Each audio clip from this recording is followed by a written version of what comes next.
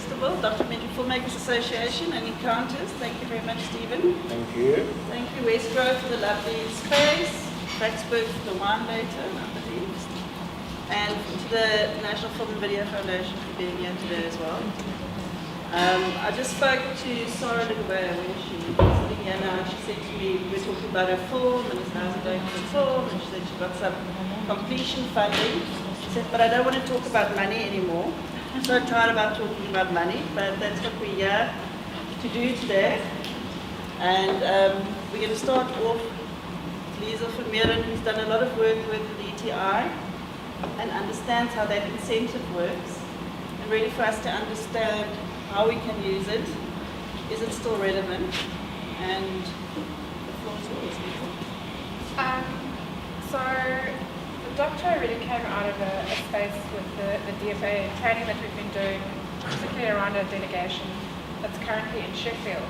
And that delegation is obviously looking at a lot of co-production opportunities for the film. So we realized that we really needed to have a conversation with the filmmakers who weren't in Sheffield, but the filmmakers who were here, still back in Cape Town and Johannesburg. And it's interesting that the DTI changes to the incentive has just come out and is out for commentary that closed yesterday. So I just wanted to briefly touch on some of the changes and really answer that question, is it relevant to us as filmmakers? I think yes, it is. We find that many documentary filmmakers don't know about the incentive. I'll just briefly summarize. There's three different kinds of incentives. The first one is the foreign or the service rebate. So that's not as relevant to us. You need to have a South African spend of 15 million. Sometimes it's a bit of a stretch for us as documentary filmmakers. So we'll leave that one aside for now. The one that we are most interested in is the local South African owned and co-production. That's where Terence and Phil will also give us some input. And particularly around that one, if you're a local owned production, so more than 51% of the IP is South African, usually you need to have a budget of 2.5 million rand, which can be a bit of a stretch for us as docu people. Luckily the DTI recognises that, and so the minimum spend that needs to be on your budget is in fact only 500,000 rand. That becomes much more manageable. Currently you can get 35% of your money back. So 35% of your financial plan can come from the rebate, which is great. There's obviously always strings attached. No money is for mahala. You need to do your homework, and there's certain specifications around that. And you know, the devil's in the details. So a producer who knows how to cross those T's and dot those I's is hugely invaluable. You can also use the official co-production, same type of pattern, except obviously you need to have an official co-production, and that partner needs to be a co-pro country. The third option is the Black Emerging Filmmakers Fund, and what's fantastic about that one is you can get 50% of your spend back. But there are very stringent rules related to that. So you have to have a black director, a black producer. You need to be a level 2 BE company. There's various things that are quite stringent. So if you want to find out more about the incentive, feel free to chat to me. We can also put you in touch with people who have worked in the documentary space who's using the rebate. There's not a lot of people, not a lot of producers who've used it, but those who have used it have been quite successful. So just a quick input on that one. So Stephen, you have used the rebate. Well, I wanted to just say something that I think is really important about these new guidelines that are up for discussion. Is I'm certainly no specialist at it. There's a lot more people out there who know a lot about it, but there's something very worrying about the current proposal, and that is that the service rebate is at the same level as the co-production rebate. It's the same percentage. And the problem with that, what's been happening, what we know through the IPO, is that the Motion Picture Association of America have been lobbying the DTI a lot through the service partners here to push for a bigger percentage. But the effect of that means if co-productions are at the same level as service productions, basically we're going to see a really big decline in co-productions. I don't know if Terence agrees with me, but I think that the conditions for a service production are far less stringent than for a co-production. So what is the incentive to actually do co-productions? And the long-term effects of that will be a loss of intellectual property ownership by South African producers, which is very worrying. So it looks like the DTI is putting more emphasis on having big American productions coming to bear, which I understand it's job creation, infrastructure development, etc.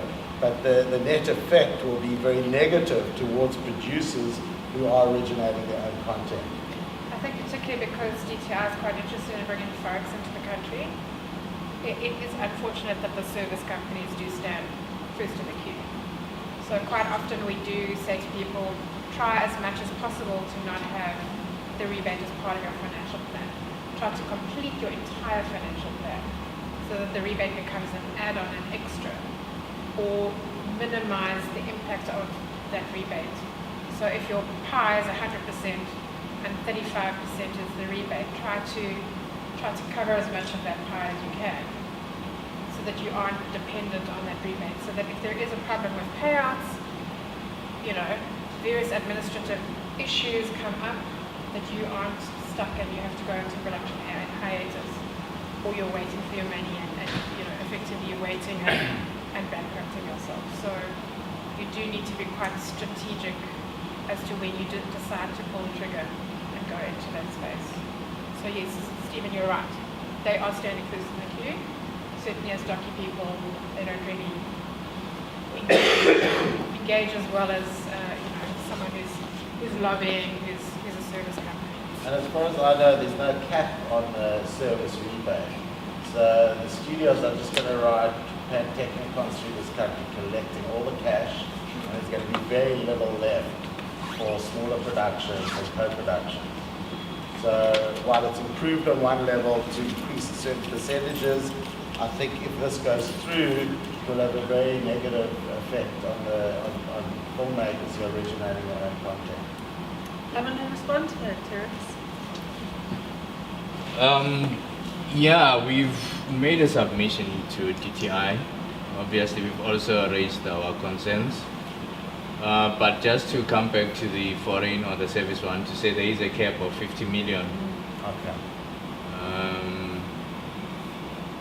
We have sensitized the DTI to the importance of co-productions and what the effect or impact it will have should the rebate remain the same, or should it be lower than the service rebate. Maybe you just also want to expand a bit, since we're talking about co-productions, about the incentive, the benefit of co-production, specifically formal co-production. Well, there are three. Firstly is that you gain IP, you retain IP to a certain extent. You happen to gain market access to your partner's market. And then three, you qualify for the maximum benefits in the country. For instance, in terms of the DTI rebate, South African or foreign is 20-25% with post-production, and the local film is 35%. So if you go official co-production, then you stand to benefit 35%. That's one. Two, there's also what we call Section 12O, which is a tax rebate. So that you also qualify to get rebate back on the loss in terms of the film from the Income Tax Act. And it's also issues of exposure for South African talent in different markets. You would not under necessary or under normal conditions be exposed to. To say that the profile of South Africa has largely been raised by co-productions. You look at what Bang Bang Club did for South Africa, you look at what Book of Negroes did. And out of the Book of Negroes, we managed as the NFVF to actually sign an MOU with the Canadian Media Fund, because we have a TV concepts. So what we do, we develop the TV concepts. They take them over and turn them into TV series. So that's also a benefit of our co-productions, and because the IP is also owned by South Africans, not only Canadians, and they work together. So to a large extent, you can see that co-productions elevate the South African film sector. Okay, so Stephen, you one of the producers who has done quite a few co-productions. I mean, how does one go about finding these partners and then structuring those relationships? You've also been doing a lot of work in with their own co-production treaties. Yeah, well, look, there's no silver bullet or easy answer to that. I think that like anyone you're going to go into business with, you have to do due diligence and check them out. And so you're going to work with someone. You know, I always say, you go to a festival and you meet people and you get on well and you go party together, you know, and have a good time. You go, this is such an amazing person. But you find out a lot of people have what I call festival personalities, where they're super charming and super friendly and seem really knowledgeable. But when you check them out, it doesn't always add up. So I think, you know, when you're going to co-produce, it's forever, because that film will outlive us all. It will exist as an asset forever. And you have this ongoing relationship with the people around reporting and being accountable and transparent. So if you're going to go into business with someone who is a little less than ethical, you run the risk of damaging your asset and damaging, you know, the film.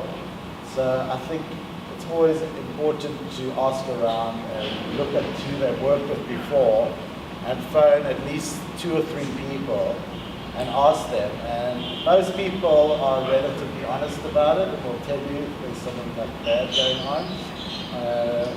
I mean, I was at a market recently and we were about to sign with a sales agent, and I found out the day before that 3 filmmakers are suing them for not paying them money. We signed we sold the rights to a film to a Norwegian company, and then we found out that, this was a couple of weeks ago, we found out that they had been kicked out of the local association. Their last company went bankrupt, they didn't have any staff left, and even though they were offering us money, that I was told they'd never pay that money. So I think one's got to be super careful about these relationships and make sure that you have done your due diligence. And I think it's always nice when we as South Africans go out into the world and it's far for us to travel and you meet someone who's interested in your project. It can be very flattering. You can think this is fantastic, but you know, you really got to check people out properly before signing anything with them. But you know, there is like a huge advantage to doing these co-productions, and that is not just getting access to their finance, but also getting access to their markets. Because if you co-produce for the country, you've got a much better chance of being your film being shown there, your film kind of. And they've got specialist knowledge of that market, which we don't have. So it does give you more of a reach for your film, which is super important. So I mean, I always say that why does one co-produce? For me, it's not out of desire, but out of necessity, because I think, you know, the more control, creative control, the director and yourself can have over a project, the more ownership you can have over a project, the better.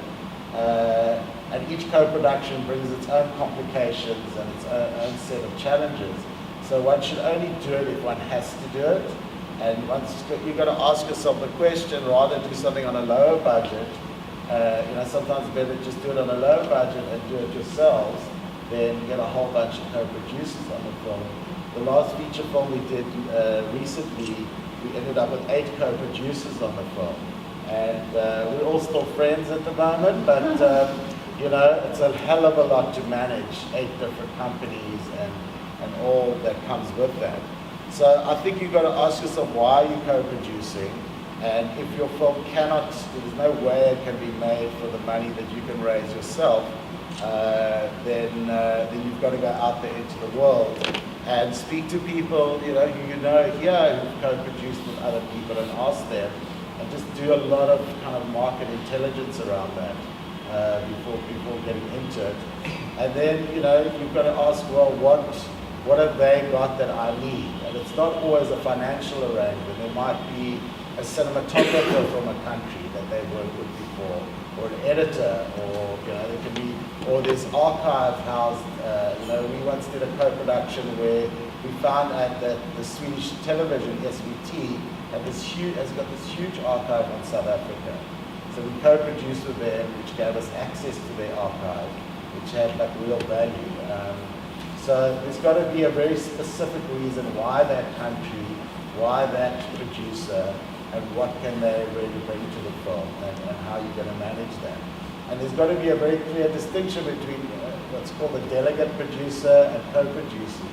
The delegate producer is primarily financially and legally responsible for the film, and co-producers have to get approval on just about everything from, they're kind of spending your money because you are ultimately accountable for that film.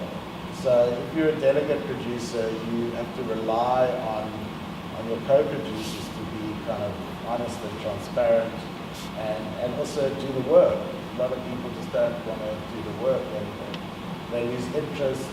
And I think there's a big difference between South Africa, Africa in general, and Europe, is that Europe has so many subsidies, so many support systems that a lot of European producers they'll go to the usual suspects like their local fund and their TV station, and if they say no, most of the time they'll drop the project.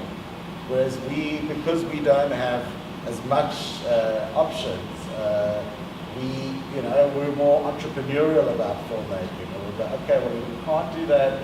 We'll lower the budget, we'll defer our fees, we'll try and get sponsorship in kind, we'll try and do all these extra things to add value to the film, where it's very seldom you find that where the European producers prepared to go out on a limb for a film.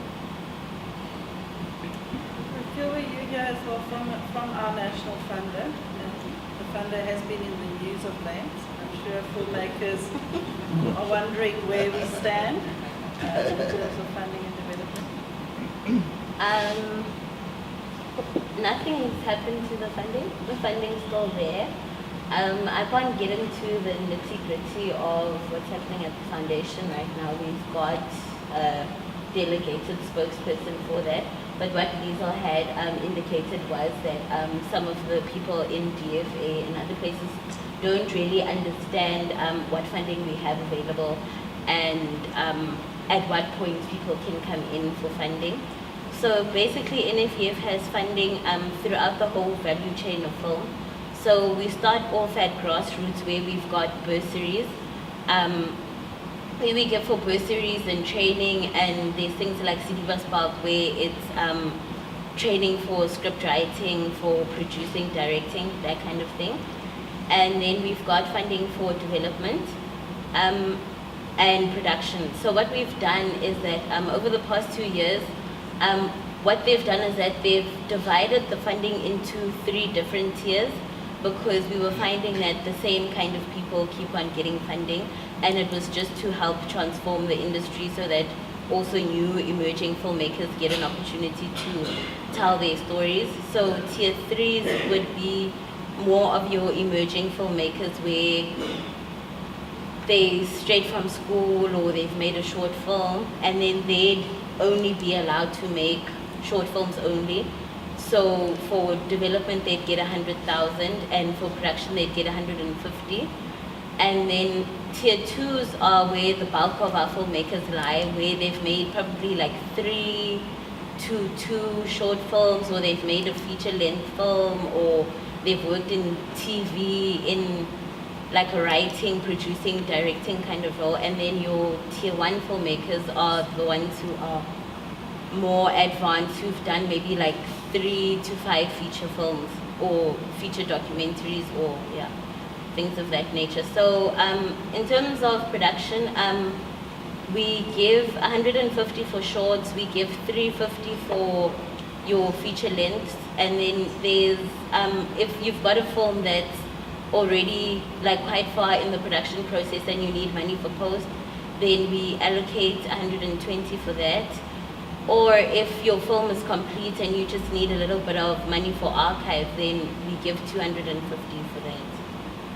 And then we've got funding for your marketing and festivals, and then we also conduct like research basically on the current climate of the industry. Do we maybe want to open to the floor, just in terms of anyone that might have specific questions around the production while we have the experts here?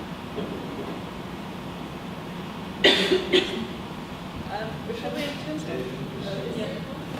what kind of projects are you looking for?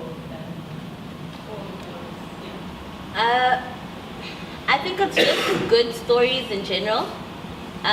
We don't have a cookie cutter of this is what's hot right now and this is what NFF is looking for.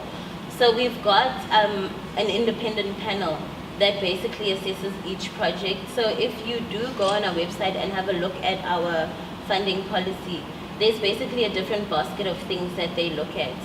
So they'll look at, for instance, if you're an emerging filmmaker, they'll look at things like your motivation, why you feel like you're the best person suited to tell this particular story.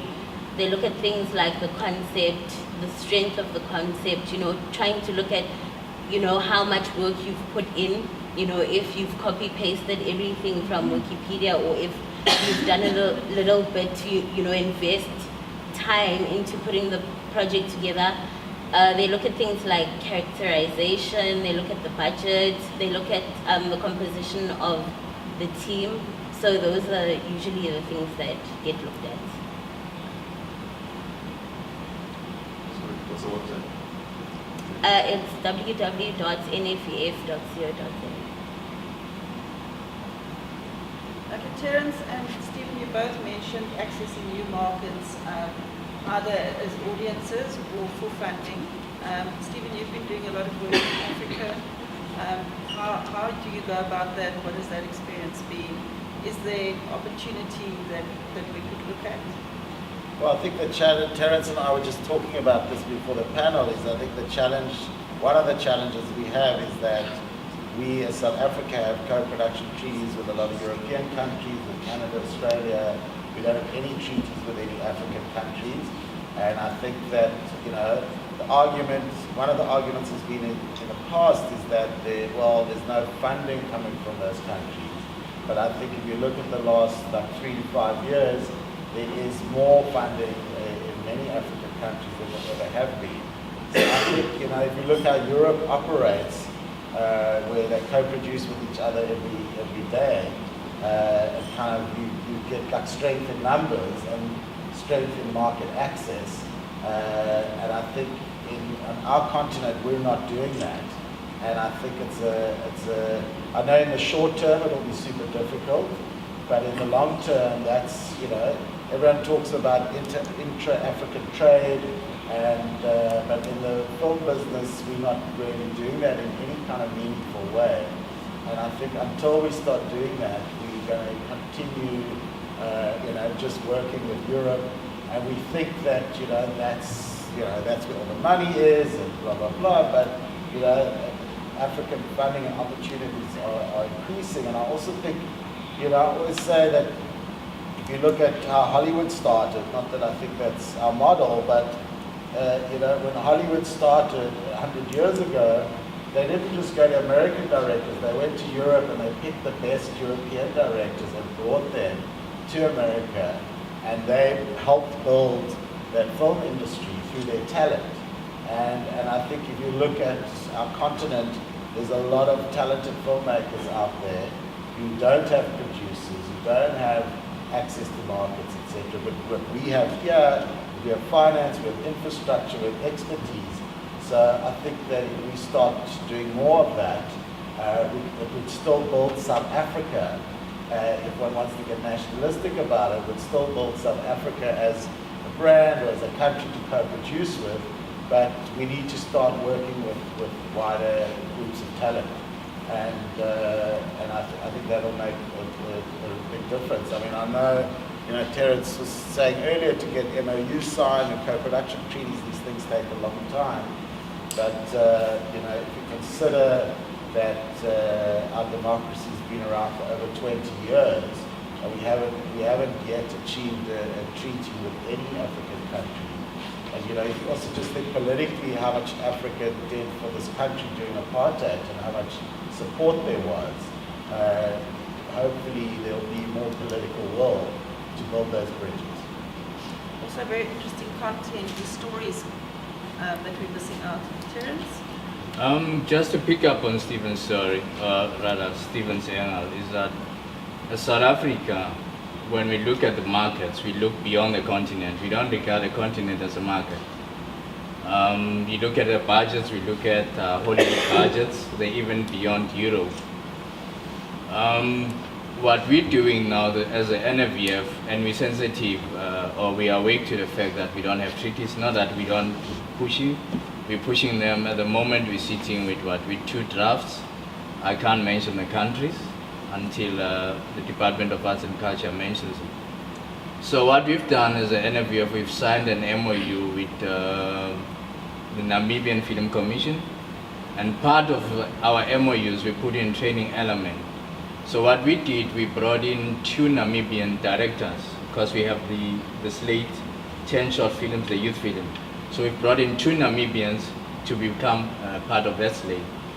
That way we'll start now engaging and then opening up opportunities. So we're also looking beyond Namibia, we're looking at Kenya, I was talking to Stephen earlier about Cote d'Ivoire, so we're looking at Nigeria, we're looking at the other countries as well. That way, and then we can team up our producers to start working among themselves. That's one. 2, we also need to be sensitive to the history of our industry, of our country. So I usually use the term that we are not content producers, rather we are content consumers. So what we do when we bring out content, it's not because we want market we just produce, it's mass production, someone else must go and consume it. It's not for our market so that we can go exploit it, sell it, and then build our own market. So that also puts us at a disadvantage as a country. Once we start acknowledging or being aware or waking up to the fact that we need to start now building our own market, and building our own market would mean that the kind of stories we want to produce will lend themselves to natural co-production. Because co-production, I believe, any story can be co-produced from anywhere, and you don't have to force a co-production. I usually say co-production is like a marriage. Stephen mentioned it's a long-term relationship. So co-production is like a marriage in community of property. So once you mess it up, it means you messed up for life. So, because what you bring in, and so you have to be careful of the kind of partner you produce with, the kind of story you produce, and also be sensitive to the market you're producing to. So is it something that will resonate? And the other mistake we often make as South African producers, we don't test whether the story will resonate with our own market. So if it resonates with the South African market, it will automatically resonate with the foreign market. So we also need to start looking at those kind of things when we co-produce. You look at the stories, for instance, we're producing with the Netherlands. Those are stories which resonate with the 2 countries because of a common history with the Netherlands. We also look at the stories we co-produce with Canada. Those are stories which resonate with both markets. Just to add, I think, you've got to make that distinction between a film for your local market and your international market. There are some great films made here that will do well here, but won't travel very far. I mean, if you look at Germany and German comedies, they've got this tradition of doing these kind of slapstick comedies, which are hugely popular. They millions and millions of euros, but they don't even travel to Austria. They don't even get over the border and survive. So co-production, and I think it's especially relevant for documentaries where unfortunately we work with lower budgets than feature films. That, you know, and I think it shouldn't, because there are treaties with the rest of Africa, it shouldn't discourage us from working with other African countries. We just finished a feature film, which was with a Kenyan director, and there were eight co-producers on it, and we didn't raise a penny from Kenya or South Africa, but we managed to retain creative and financial control of the film. So it doesn't mean that you, and it was not an official co-production, thank the heavens for that, because it would have been a hell of a lot of work. So I think you can co-produce with anybody. It's just an agreement between two companies on how they're going to cooperate and what each obligation, what their roles and responsibilities are. And it's sometimes on lower budgets, it's much better to not do an official treaty because, as Terence can tell you in great detail, it is an incredible amount of work to do an official co-production. And you've got to weigh up how much you're going to spend on legal fees, accounting fees, on just administration time, and all of that versus what the budget is. And you don't want a big percentage of your budget not going on the screen. You want it, just going to personnel that's not really going to help the quality of the film. So, I mean, and the thing with unofficial co-productions, it's much more flexible. And you know, we've got an interesting case now where we did it's a non-official co-production, and France are one of the partners. But if we can prove to the CNC that there was enough French input, it can still be recognized as a French film, which means that you get access to all these distribution subsidies for your film. So anytime a distributor buys the film, the CNC will generously give a bit of money to each distributor, which obviously incentivizes people to buy a film. So it's not always lost if you're not an official co-production. Stephen, what if you've got more than one option and you're checking out the possibilities? How do you go through that process of deciding the marriage? I think it depends on the project because it's what it does. The great thing about an official co-production is very simply that it's recognized as a national film in each country, which gives you access to subsidies and supports that you wouldn't necessarily normally have access to. So if your finance plan is built on that, reliant on those subsidies, then, you know, it's worth doing it, and if the budget's big enough and all of that. So I think it depends on your finance plan, your business model, how you're going to structure things. If you are dependent on those extra subsidies, and which country you're working with. You know, if you're working with Canada or Germany, there's fantastic supports in those countries. But if you're working with Italy, it's like a lot more difficult. So it really depends on which country and what they can bring to the table and how dependent on that you are. And Terence, how long does it take to go through that official paperwork process? Does it add a lot of extra time before you go into production? Depending on how well prepared your paperwork is, between 6 months, not 6 months, 6 weeks. The longest we had in the system was 8 months because they kept on changing their agreement.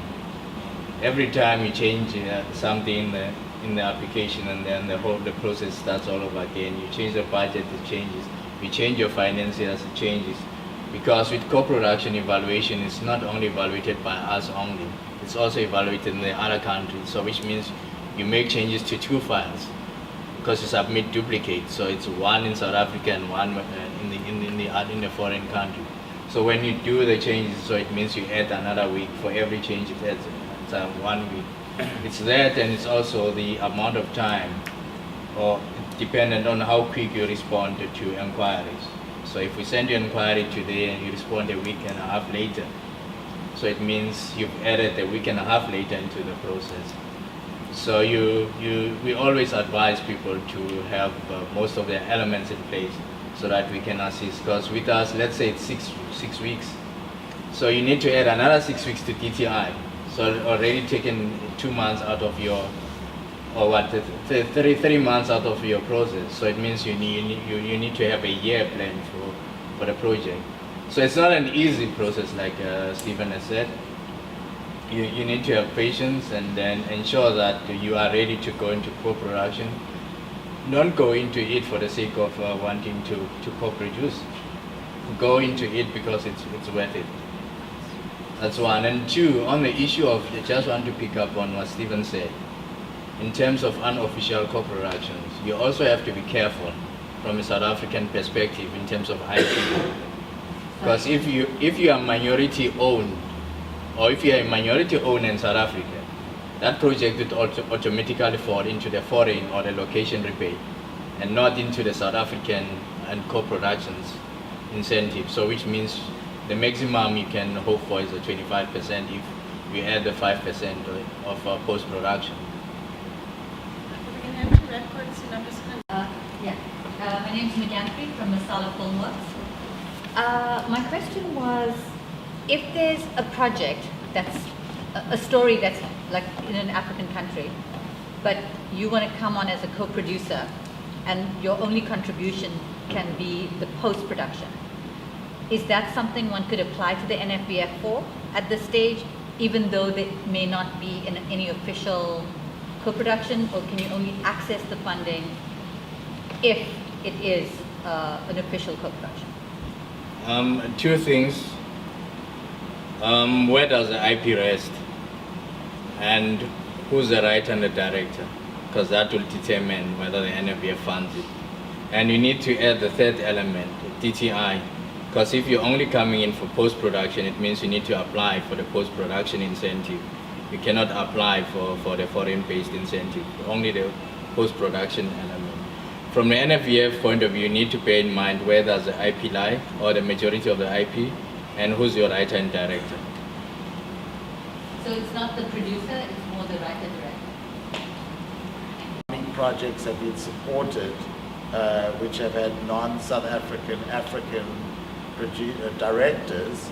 I only know of one. I don't know how many others there are, but I only know of one all that time. So you really got to work, and I think it's worth having ongoing conversations about your project before you submit it to try and get it to a position that it looks viable to get through that very narrow window.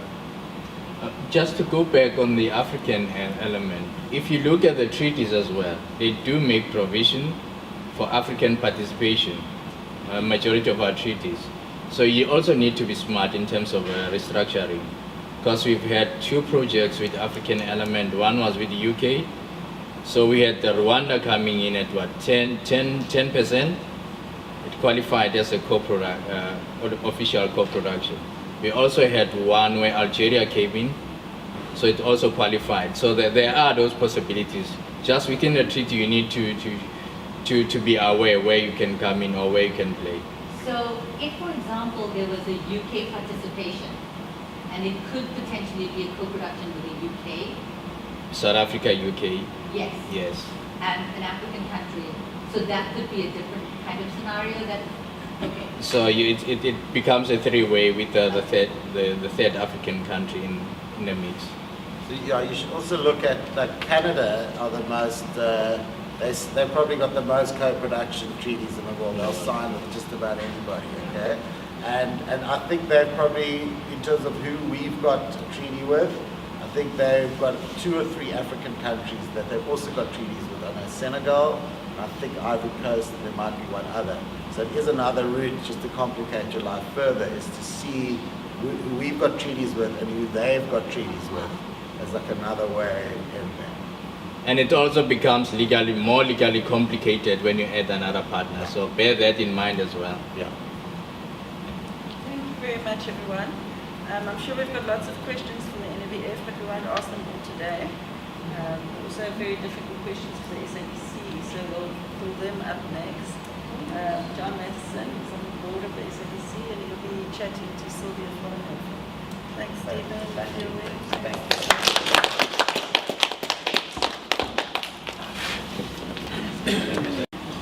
John Matheson has been a wonderful South African journalist for more decades than he cares to mention.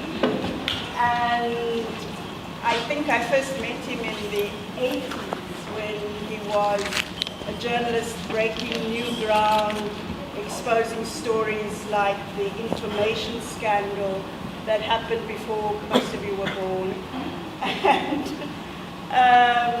And since then, he seems to have made it his career to break new ground and cause as much trouble as possible.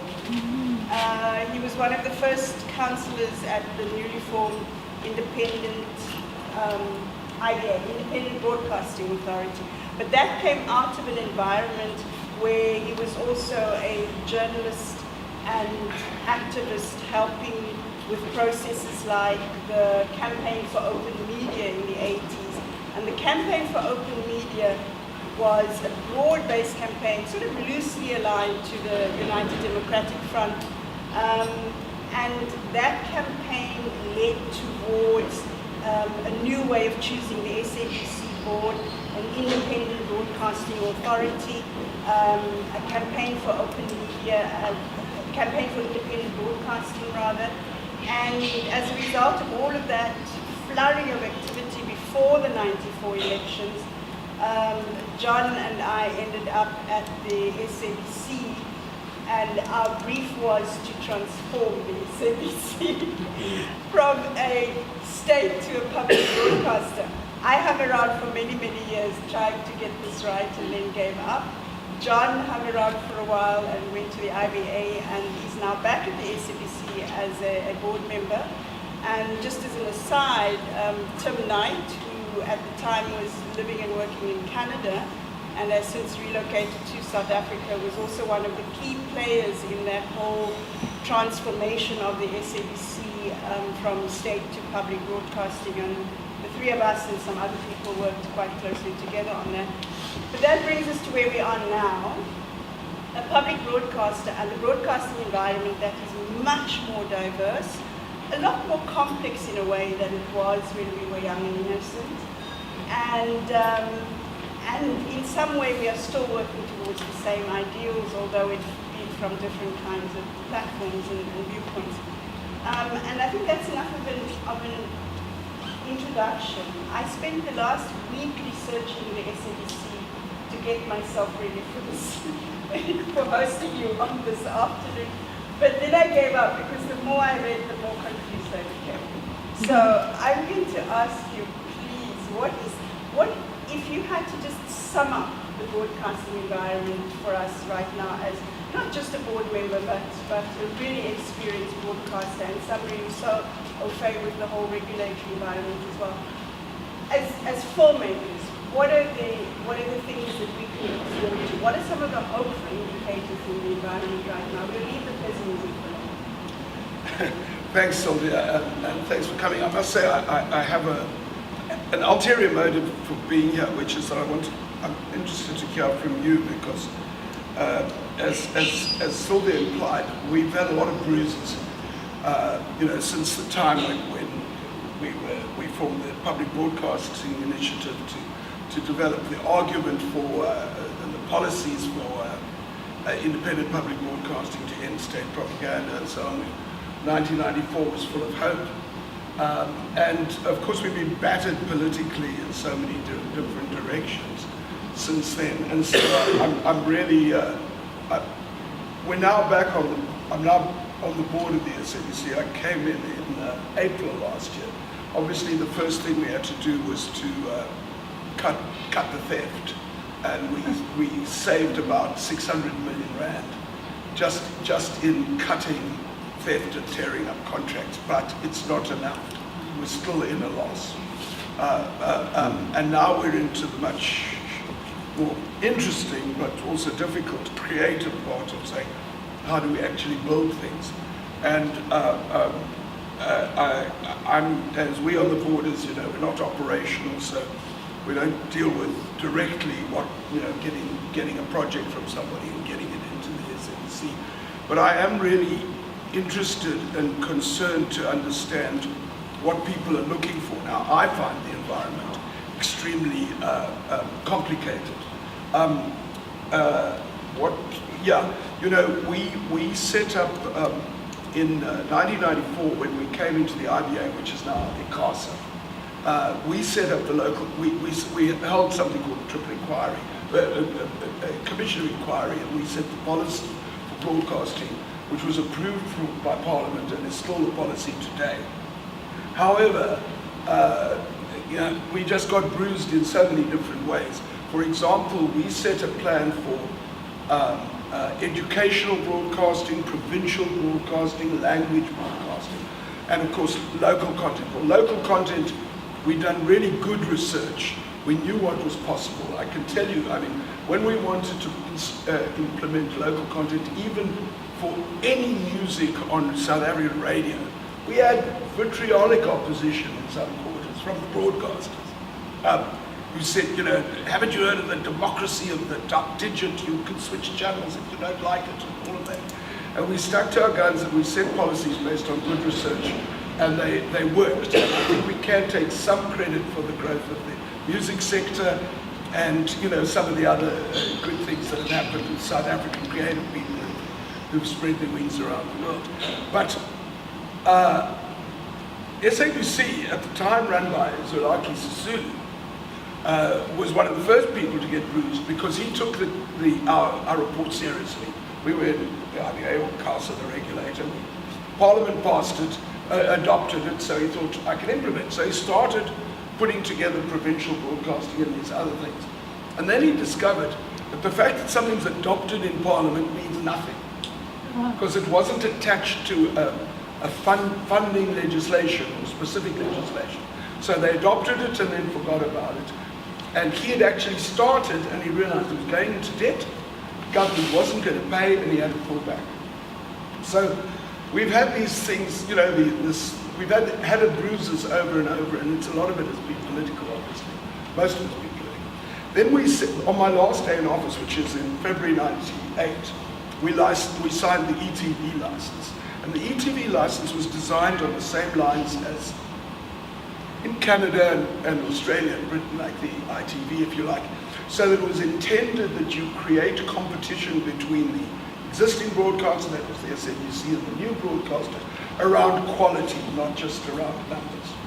And, so we had prime time requirements, current affairs, so much current affairs in prime time, news, fiction as well, all of those things. And what you've seen in reality since then is really been a seesaw.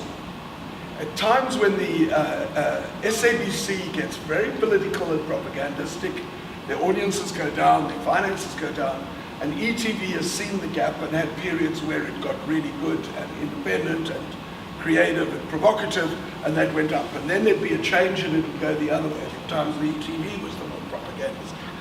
And so, we're now at a point where obviously there is a lot of grounds for hope. But we're all trying to learn from all these mistakes. I mean, all the unanticipated consequences of where do we go from here. You see, making the change obviously has been much slower than I would have liked. And part of that is because we were an interim board for 6 months. Then there was a month when the president didn't want a board. And so SABC operated without a board for a month. And then we got back on with a new group, and there have been changes, and three board members have left. One didn't take up the post or left. Now we're waiting for government to provide more, because we're down to a level of just being correct. But what I did want to say is, obviously, you've seen the revamp we did on the 24-hour news on 404 starting on Monday, which I'm pretty pleased with. I think it's really been a good start. It's cleaner, the look and feel is cleaner, the content, I think they're aggressively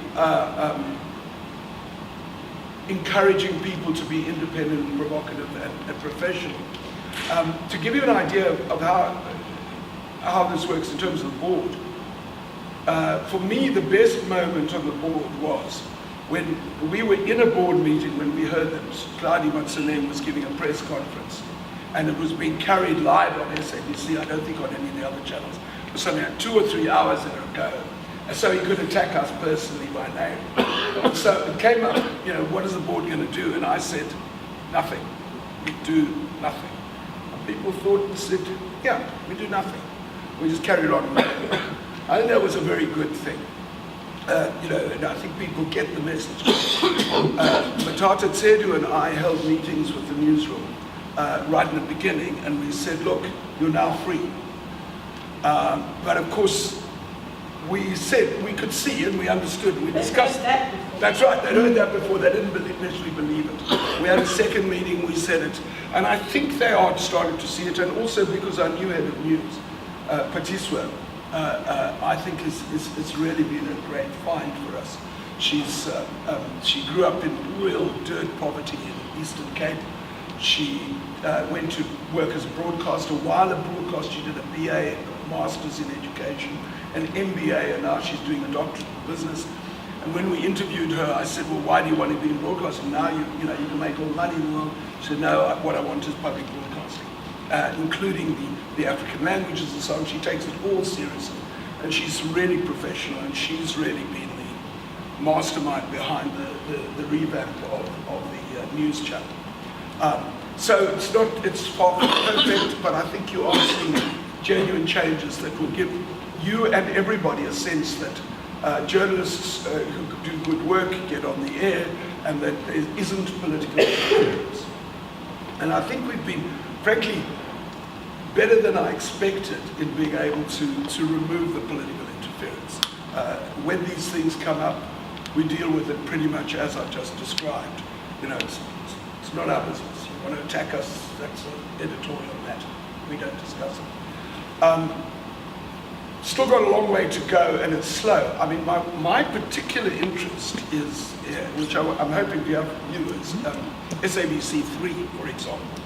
Because when you look at what's happened in the last executive cloudy period, our audiences and revenues in many areas collapsed, because this decision on local content was completely unconnected to research or assessment or evaluation or what the audiences wanted.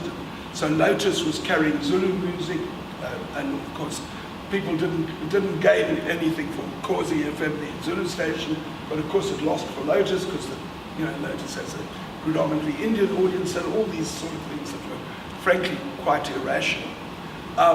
And those audiences have not come back, even though we took the decisions right away that you're free to get back into where the channel you should be in. Now SABC3 is the one that interests me at the moment, because I'd be interested. It's as a result of, I think, a longer period of politically oriented decisions, its audiences have dropped. And there is a real potential for them, I think there's a great potential for them to really grow, and to grow revenue, which would appeal to us as well. And I ask internally and externally, wherever I am, and I'm going to ask it here, what would you put on? Because I do find... documentaries. Yes. Well, you see, I mean, I've talked at a couple at UCT. Sorry. Yeah, I talked at UCT to the Journalism and Media Studies, and to Stellenbosch, also all graduates, journalists, and I said, well, we all know about SS Mendy, but it's a really good story. I'm very glad it was done, but it's been done. What about, there are so many other stories. Where are the other stories? And I must say, I find the responses I get often quite confusing. So I am interested to hear from you, but I have to say that I don't go back there and say we now want to sign up this and this and this and this. It's done through the channels. But I do think SABC3 is one place where I think there's an opportunity for some new thinking, and could be very provocative. And I think really it's just waiting to be done.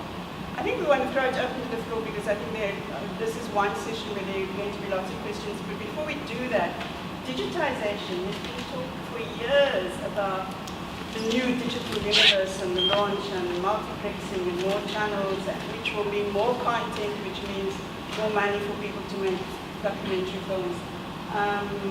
Where are we with that? The short answer is nowhere. Well, just to explain a little bit, when I was in the IBA in the 90s, from 94 to 98, we already knew there had to be digital migration. We already discussed the benefits to South Africa. And by the way, very specifically, your Wi-Fi, internet access, broadband would have got cheaper and better if that had been done. Because, you know, digital migration it's taking away our analog channels. Once we're digital, we can do it all on a single channel. The extra frequency available would go to telecoms, would be used for better internet, better and cheaper, faster and cheaper. That was in the 90s. We knew it then. We were already, you know, expecting it to be done. So when they say that the deadline was in 2015, that we, of course, we missed it. We're still not near it now. That was really, you know, a very late deadline. We knew about it long before it could be done. Where we are now, if you want the truth, there are 187 digital transmitters have been built by Centec. They're standing there, getting old. They are transmitting several channels. In fact, our SABC 1, 2, and 3, and the news, and yeah, I think those. And nobody's watching them. I mean, they've got a handful of people watching them. And that money is being wasted. It's being, you know, maintenance will kick in and so on, and nothing's happened. Now, each minister, I mean, one thing you find is we had 5 ministers in 5 years. In fact, I had 4 in 10 months from the time we started in April. And of course, what that means is when you change ministers once a year, let alone 4 times in 10 months, it means nothing happens. Because it takes the minister, they want to put their political people in, all these things happen, and it takes all this time, and then they see what they're going to do. So the truth is now they're saying, oh, you know, the new ministers come in, got the same views. I must say the one thing that is hopeful is we have a new minister who's has a lot of critics, but we do sense in the new administration that when we deal with cabinet, we take it, they listen and ask questions and take things seriously and take notes and look for solutions. So that's a big change, and it really is a massive change to see that. However, on digital, the digital migration, I don't really think the government has got its head around it, because they, you know, frankly, what I think happened when the new administration came in, they saw so many problems. They said, SABC will at least, they sort of feel they've dealt with that, and obviously we feel it hasn't been dealt with at all. But they said there's so many bigger problems. I assume very soon they've got to have the proper conversation, because to do digital migration requires a commitment of government. It does involve some money because of there are set-top boxes and all of these things. They also have to have the political will to deal with both the corruption and the conflicting commercial interests that all intermingled, that have bogged down any decision-making. And we formed a digital committee, and that was driven by Michael so SABC can become a serious player in this for the first time. But we don't have money, obviously, and there will have to be some commitment of money for it to happen. So the short answer is it's not happening. Okay, great. So you saved us some money, took 600 million out of the pockets of thieves and put it back in the public pocket. You've got a fantastic head of news who's used to be poor in the Eastern Cape, and now she's reaching top 10. And what was the other thing? To sum up, we are making great progress on getting government to take digital. Well, no, we're making a little bit of progress. No. Government to take things seriously. I do think my impression from what I've seen, without giving away any secrets, is that people are told by the president when they're appointed as a minister, this is not a holiday. You've got 12 months. We need results. So, and that is very, very different. might be considered sort of standard minimum, but so I think something has to happen. But frankly, we are no clearer at this moment about our financial situation and so on. Okay, let's open it up for questions. I'm sure there are lots of questions. Could you give us a viewer profile, first of all, of that SATP3 so that we can give you decent feedback? Okay. Thanks. Let's take a few questions. A profile of SABC3. Audience profile. Sorry, I have suggestions, so I'm in the suggestions section. Suggestions. Go for it. Oh, I don't. Sorry. No, I think we can talk about content. We all have lots of ideas, but I think there's really a blockage in terms of procurement, if one wants to call it that. How does one engage with the broadcaster about those ideas? How does one understand what the slots are? So we can all talk about our personal ideas for films or for slates of films or whatever the case may be. But the blockage is really how do we engage with the broadcaster and how will the broadcaster be commissioning content? And can we believe them again in terms of RFP books that have taken 4 or 5 years? So it's really to streamline that relationship. Okay. What did you want to say, Madam? so I think the thinking about SABC3, and as someone of Indian descent, who my experience of the broadcaster is that my community is entirely invisible on any of the platforms. Unfortunately for us, and our parents felt that they should only speak to us in English, my generation and generations above and below me. So even though there's this whole Bollywood myth, the fact is the majority of us do not speak anything except English, and those of us who love Afrikaans are doing it by default or despite all the negative hype about it. So certainly as SABC3 and how it has been positioned in the past as the white channel, I think that is a serious misunderstanding of the potential market that exists, also for people of mixed descent throughout the country who also speak English. So I feel these two communities do not have the space on the public broadcaster as we speak. Sorry, the Indian and? People of mixed descent. Okay, right. So I think we'll start with these 3, and then we'll take another 3 after that. So we're looking at the profile of SABC3, engaging. We've got lots of ideas and suggestions, but how do we structure that engagement with the broadcaster so that these things can be taken into account? And then invisible communities like the Indian community and the Khoisan community, Khaled community. Those 3. Yeah, I forgot to tell you at the beginning that nobody's going to quote me. So I want to be as frank as I can. I wish I could give you proper answers, because actually my sense of it in the SABC is that all of this is in dispute, even who the profile should be. It makes sense to me that SABC 1, is still the most watched channel in the country, even including on DSTV. And that's one of the arguments we're having with MultiChoice now, because they get that free. And we're saying we're your most popular channel and you get it free, and that's obviously not something we are prepared to countenance. And there's a whole complicated battle going, around that in history.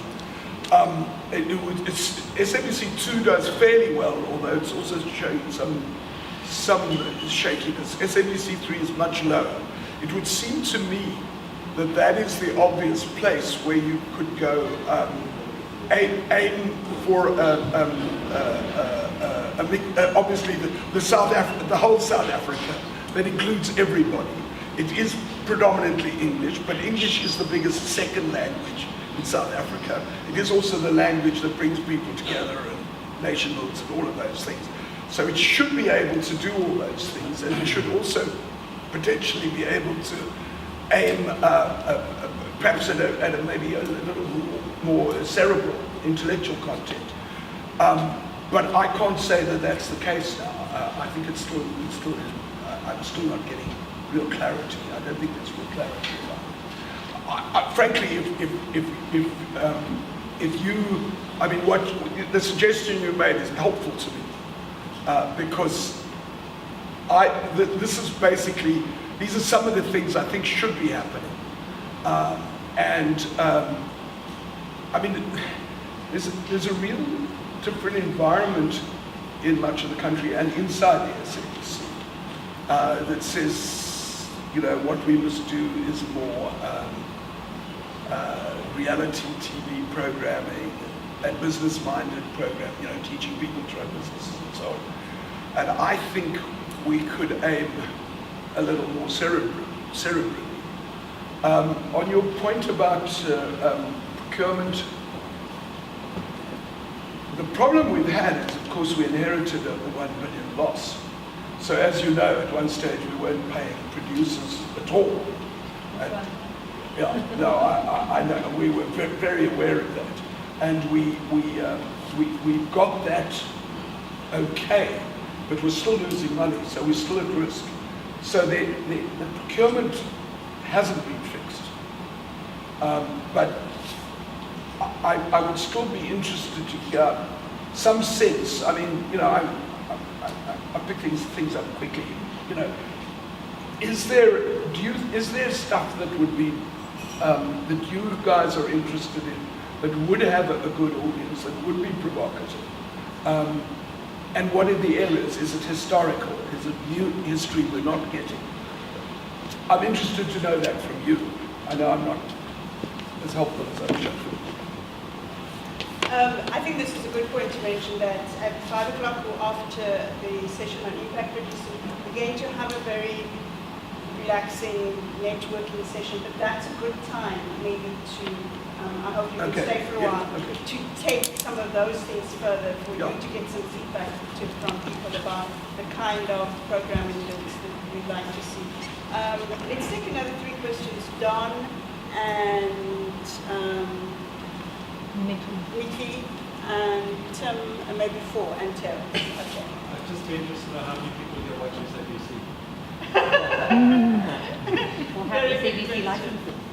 Is that right? Is it nobody? How many? Oh, let's do that. How many people watch SABC in the room?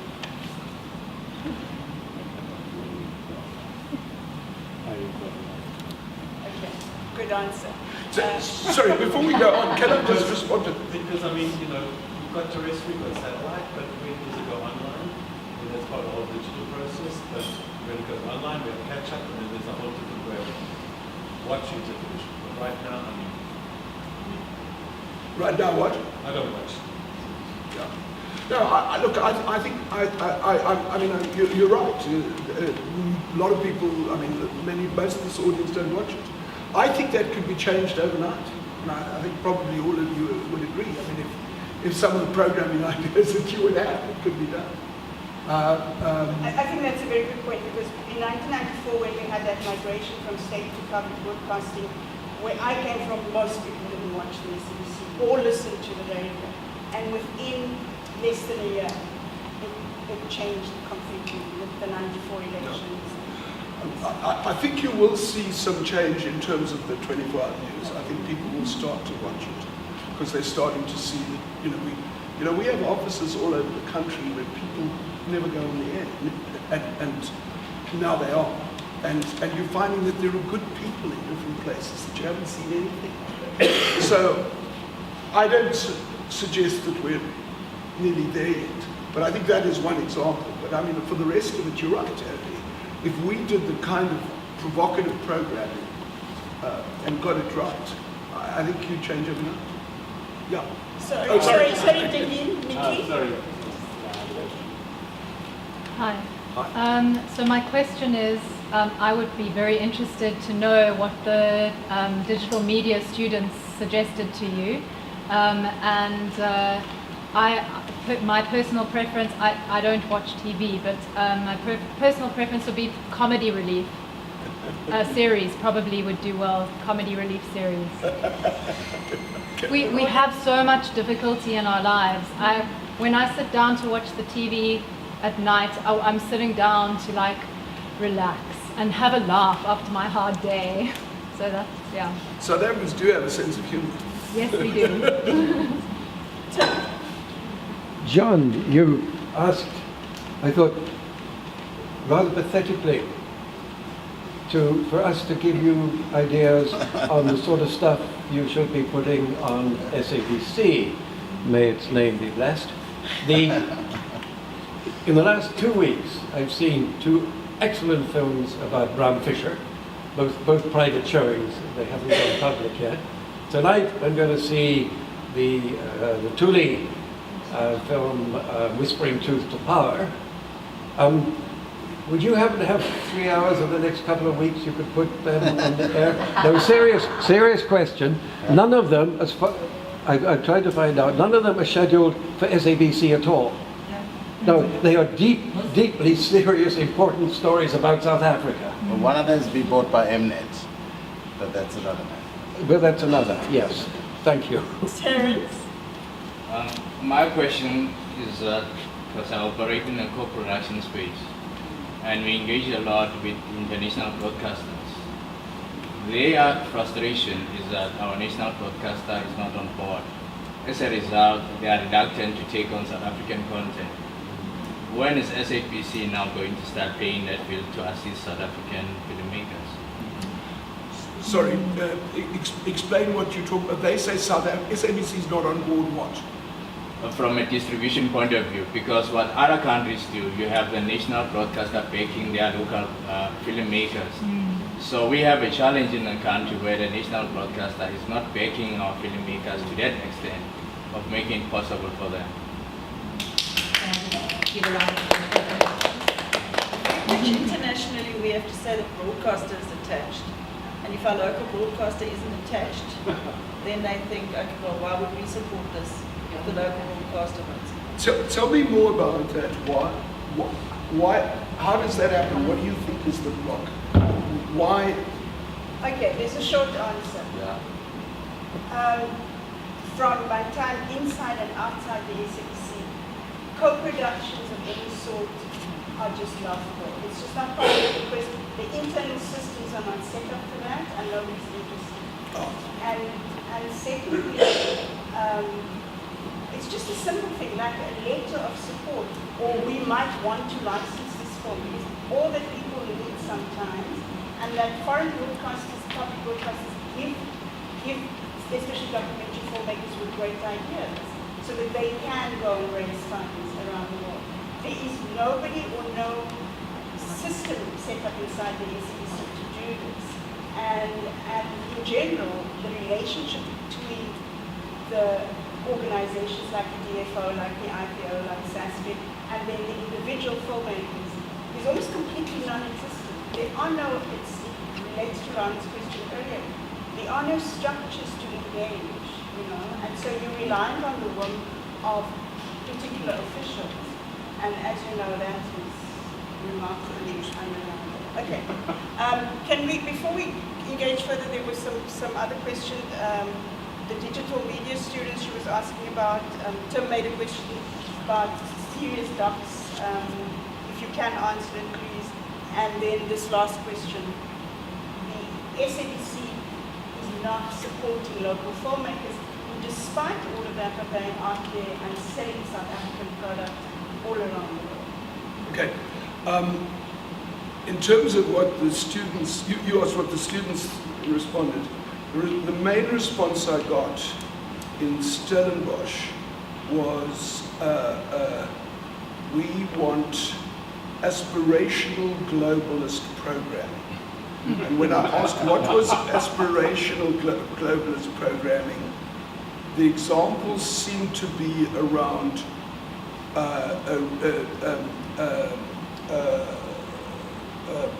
reality TV around business. That's what I thought it was. And so I said, well, what about history? And at UCT, I didn't even get that far with the answers. What about historical? We've done SS Mendy. How about something quite different? How about Bram Fischer? Whatever. And I haven't really. I mean, I don't understand the responses, because when we were all being so enthusiastic, we thought that's what everybody wanted, kind of things took us to about.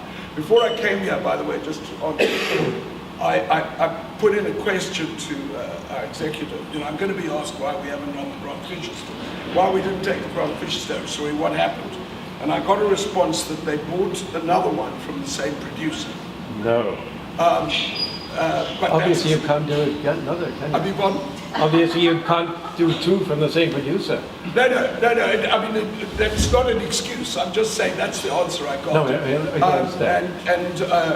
I'm hoping to go to the Thule one with you later. So Yes. let's see what we could do. I did want to add one thing. You raised the question about co-productions. That problem I resolved right in the beginning, because what we discovered is that the SABC had a rule that co-productions were not permitted in principle. And I got that reversed. So you should know, co-productions with SABC are now permitted. What's been done about it? But to get them to do it. To get them to do it. The one other problem, and this relates to what you asked about procurement, what we discovered is that we're bound to the triple PFMA, which has all these procurement rules. And a part of it is that everything has to go on a tender to three. We've got to have at least 3 people tender, which is nonsense for television. In other words, you know, you can't say I need 3 people to offer to do something on Bronx Fisher or Thule and sell it. It can't work. So we've actually been to Treasury several times saying this is, oh, by the way, we have the same problem with Hollywood. You know, and we're saying to Treasury, you can't have, that rule can apply to municipalities, it cannot apply to broadcasting. But I have to say, you know, it is partly because we've had so many ministers of finance at this time. We sent people to Treasury several times, at least 3 to my knowledge, to say that rule has got to be removed for us. And it can be, they can create an exception. And as far as I know, it hasn't succeeded. So sadly, that's, is there anything I didn't answer? I think we're going to take I know not satisfactory. We're going to take another round of questions. I know we're going to run out of time and I don't want to run too much over. And Dingy and Stephen and McGantley and Francois. Just quickly, commissioning editors, we don't have qualified commissioning editors. Sorry, Commissioning We editors. don't have qualified commissioning We don't editors. have qualified commissioning editors. Yes, an old problem. I mean, there was a time when they were taking, you know, people with serious qualifications from within the industry, filmmakers and people like that, but even that has stopped. So now they take the secretary from bottom floor who's been there for long. Can you help me? How would I be able to look at, say, somebody and say, this person is not qualified? How could I evaluate? First of all, they need to have a mandate to commission. And they need to have a strand, and they need to know what a documentary film is about, and how to commission. But I hate to be bureaucratic, but I need, you know, we're hands off. We're not telling them take this show, don't take that show. I can only say, your commissioning editors are not qualified. But you need to tell me, give me a lever. What do I say? What would constitute qualification? Does anybody have a commissioning editor? Does anybody have a commissioning editor at SABC that they can go to, that they know who to go to present the project? But I'm looking for assistance. When you said qualified, I mean, is there some way we can define that's a little more than they Isn't this a place where the Documentary Filmmakers Association could be very useful as an active broadcast? Right. This is exactly the kind of discussion where they do formally represent filmmakers' interests. That's a good idea. Give them a bit more time. Yeah. Okay. Dingy. Qualified to me is relative. I'm thinking of great people that I know from another world, another life. I'm in the UK at Channel 4, people like, sorry, not Marlon. Yeah, I'm thinking of great folks who came in with extraordinary vision and maybe not, I mean, it depends on how you qualify it. People like Rod Stoneman and people like Jack Lechner and people like, I mean, and even the whole, the workshop movement that spawned really amazing people at Channel 4 and even for that matter at the Beat. So I would be, you know, like, who decides what's qualified? I would be very skeptical and find that problematic. I do want my main point is that aside from that is that anyone imagining or hoping to be commissioned by the SABC, because the question of who watches the SABC, whether you watch it or not, the requirement of a TV license is actually a condition of being commissioned. So for all the aspirant commission folks, beware. If you don't have a TV license, you will not be commissioned by the SABC. Bottom line. So therefore, decide what you want to do. Stephen? Yeah, just 2 points. I'll try to be brief. I think just to pick up on the co-production question, I think it's a bit like your story about Parliament earlier. You can pass any law you want, you can say there can be co-productions, but unless there is expertise and capacity, it's meaningless. So, I mean, just very quickly, the last time I did a co-production with the SABC was 10, 12 years ago, and there was a really excellent lawyer who understood co-productions, and like, it was a normal situation where we could sit around the table and negotiate, make changes to the contract and agree to it. That eventually, because he was so good, he was so swamped and eventually couldn't take it anymore and left. And I think for me, legal capacity is absolutely key. If you do not have lawyers within the SABC who can do this job, forget about it. It's not going to happen. And if we don't do co-production, we're losing out on all these opportunities that Terence was talking about in terms of big international co-production. But my other point was that I think that in terms of your question earlier about what programming we should have, I agree with what Tim was saying, is that it's quite anecdotal asking us, because, you know, we've also all got agendas and everything. And related to that point is that I think that if you look at the history of the SABC, it was a state broadcast, a public broadcast, it became a state broadcast again, and hopefully we're now in this new era as a public broadcast, a good sign to see that the news is getting sorted out. But I think because you don't have a lot of money and you're so reliant on advertising, it obviously limits what you can do. That being said, I think that one of the key signs of a public broadcaster is showing independent documentaries and documentaries that are not afraid of power or challenging authority or questioning society, etc. And on that note, a very practical Exactly. And on that note, a very practical way, you were talking about how long things take. I think a very practical way is if you did start, at least now, acquiring documentaries which are a lot cheaper, developing a strand of independent documentaries in South Africa or Africa, and acquiring documentaries, it will help prepare the relationship with the documentary community, and you will start building audiences around documentaries, and eventually when you're rich again, you can start properly commissioning and co-producing. Yeah. And you can take it off documentaries. So information age, documentaries are big. It's an information age. Just to add to what Sylvia was saying earlier about how things have changed. I mean, if I look at my own films, I think almost every one of my films, the first two films I made were formal SABC co-productions up to about 2006. And if you look at it, we at the Encounters Film Festival now, if you look at the South African films being shown at Encounters, at that point, I would say that maybe 80 to 90% of South African films, I mean, tell me if I'm wrong, but had some SABC involvement in them at the time. As far as I understand, in the last few years, there have been years where not a single South African documentary had any SABC money.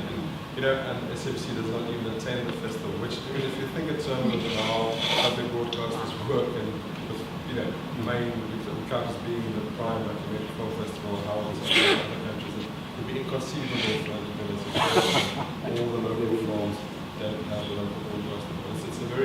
I mean, it's a very telling sign. In fact, SABC used to be a sponsor of Encounters back in the heyday of broadcasting. I just thought I'd mention that. When we used to say, Stephen, how much do you want? Okay, please sum up. I'm sorry, McGann, one more. We can talk afterwards.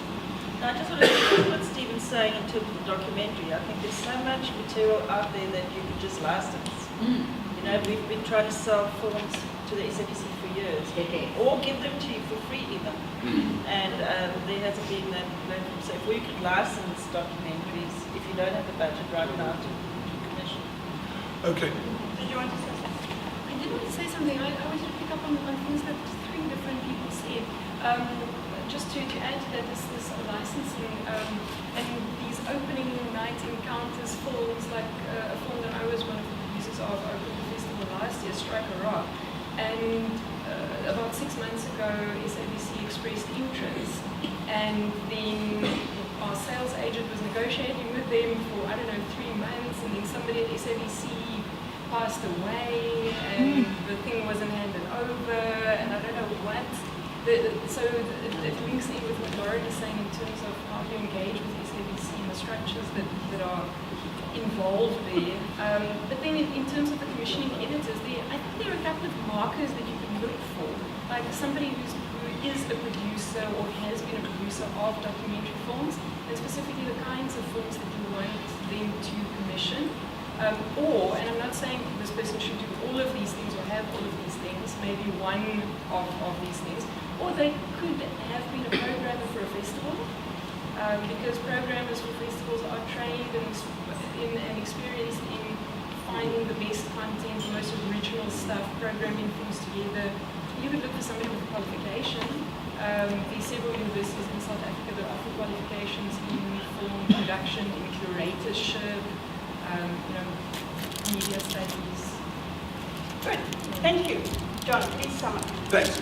I do want to respond to things you've said. First of all, I actually feel that you've helped to answer the question. I think there is a way to test people's qualifications, and it doesn't have to be formal. I mean, I think, if you just interview people, if you have a few experts who interview, you'll get to the answers. I should tell you just on the co-production issue, when we changed the rule, I have been following up, and I know we are getting co-production deals, but not ones that will help you, frankly, but they have started to accept that the rules are different and they can start doing it and drawing revenue that way. So this is a next step. I do want to say your problem about not paying your TV license leaves me cold. I think 265 Rand is not an issue. This was the number of people who in the room who said they don't. Oh, I see. Okay, all right. Well, that's. We have. Okay. Well, that's okay. Well, that's a problem that's not worth wasting time on. But I do think that I don't know that I've helped you, and I know it's frustrating because it's very frustrating for me. I'm not there to hang around. I'm there to try and produce a better SABC, and I think it's not difficult. And I do think there are resistant attitudes still inside the SABC, and that's obviously my problem. We've got to solve it, and I wish I could say it's immediate, but it is something we have got to solve. But I actually think you have helped me, so I thank you. I'm not sure that I've given you as much encouragement as I'd like to. I do think you can see some steps forward, but I am going to take your ideas up and follow through, and it does give me some ammunition to go in there and say, look, there are these communities that are doing this stuff. There is Encounters. You make SABC look foolish if you don't. They have quality films that are in the newspapers, they make controversy, they discuss on the radio stations, and yet we don't have it on our end. Thanks very much. Thank you, John. Okay, we're running a bit over, so if you please taking a break, we can no longer have any 2 minutes. We're going to Filmmakers with some quality films next. Brief to Howard, to the Button Seller film.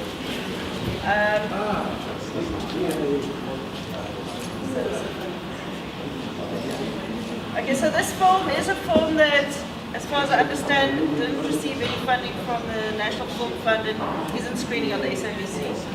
Well, we're trying to sell it to the SABC at the moment. Guys, we've got going, please.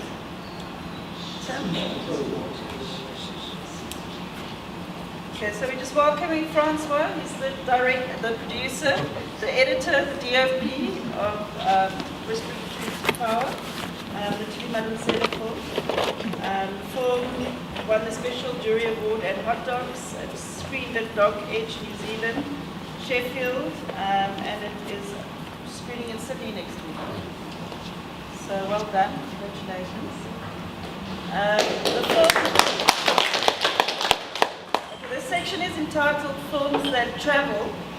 And when I asked Francois now what we're going to talk about, he said that, well, maybe not all films should travel. So, I mean, intrigued to know what that means. Or what you think around that. Why are you saying that? Okay, I think as all South African documentary filmmakers will tell you, I mean, it's very, very hard to complete a film or a film at a certain level without foreign funding. I mean, the South African funding options are severely limited. They've grown better through the years, and I think compared to a lot of other countries, we're not actually in such a bad situation. But if you want to make a film for the international market, which presumably is what most filmmakers want to do, it usually is the case that you need to get some level of foreign funding. And the reality is that foreign funding inevitably comes with some kind of compromise in your film. So from my perspective, I think it's very important to think very honestly about who do you really want the audience for your film to be. And I think, in a sense, because we're so programmed out of the history of South Africa being marginalized, kind of issue of apartheid and not getting the kind of exposure for the films that we thought maybe we could have got. I think there's a big impetus for South Africans to feel that films have to be shown internationally. But I sometimes wonder whether the compromises involved might not, I mean, I'm speaking it's very tentatively here, but whether the compromises involved might actually not be too significant, for the film itself. Because, I mean, if you're making a film, you are implicitly thinking, how are these issues going to translate internationally? So if I can bring it back to the Whispering Truth to Power, which is directed by Sylvia Vollenhoven, which is just opened the Cannes Film Festival, the feedback we got from foreign funders, I mean, the film was basically almost exclusively funded by grant funders, local and foreign grant funders. And the feedback, what they were interested in was a very clear-cut David and Goliath story. I mean, the story about the kind of the just and courageous black women fighting kind of corrupt male patriarchy in Africa. And it kind of feeds into very, very problematic stereotypes of Africa. And Shamila, the director, was very, very, very clear that this is not the kind of film she wants to tell. And when we had discussions with some, not all of them, but I mean some of the foreign funding institutions, we got a real sense that they actually did not understand the film. They didn't understand why we brought in a kind of critical perspective on its own, and so on. So this is a very clear example for me of, okay, you want to make this film, and obviously this is a person you want to celebrate. It is a person who is heroic, but as a South African, the story is much, much, much more complex. And now you then make a decision to simplify the story so that it's saleable internationally, or do you actually stick to your guns and say this is an important story for South Africans and you have to make a form of integrity that really takes on South African issues. So I mean, that's a kind of a central tension, I think, this is a very specifically political film, so that's, it's more obvious in this case, but I think more or less, any form with foreign involvement, there's always some kind of negotiation around what are you prepared to give. Now, there's a filmmaker in this room that I'm not going to mention who had long discussions on a film with the British Commissioning Editor, and the British Commissioning Editor, and it was also quite an important South African film, and the British Commissioning Editor insisted that the film was going to be about corruption and show the corruption of government. And the filmmaker, the producer with the director decided, well, fine, at the end, we're not going to take the money. And they made, to my mind, quite a courageous decision to actually give that money back.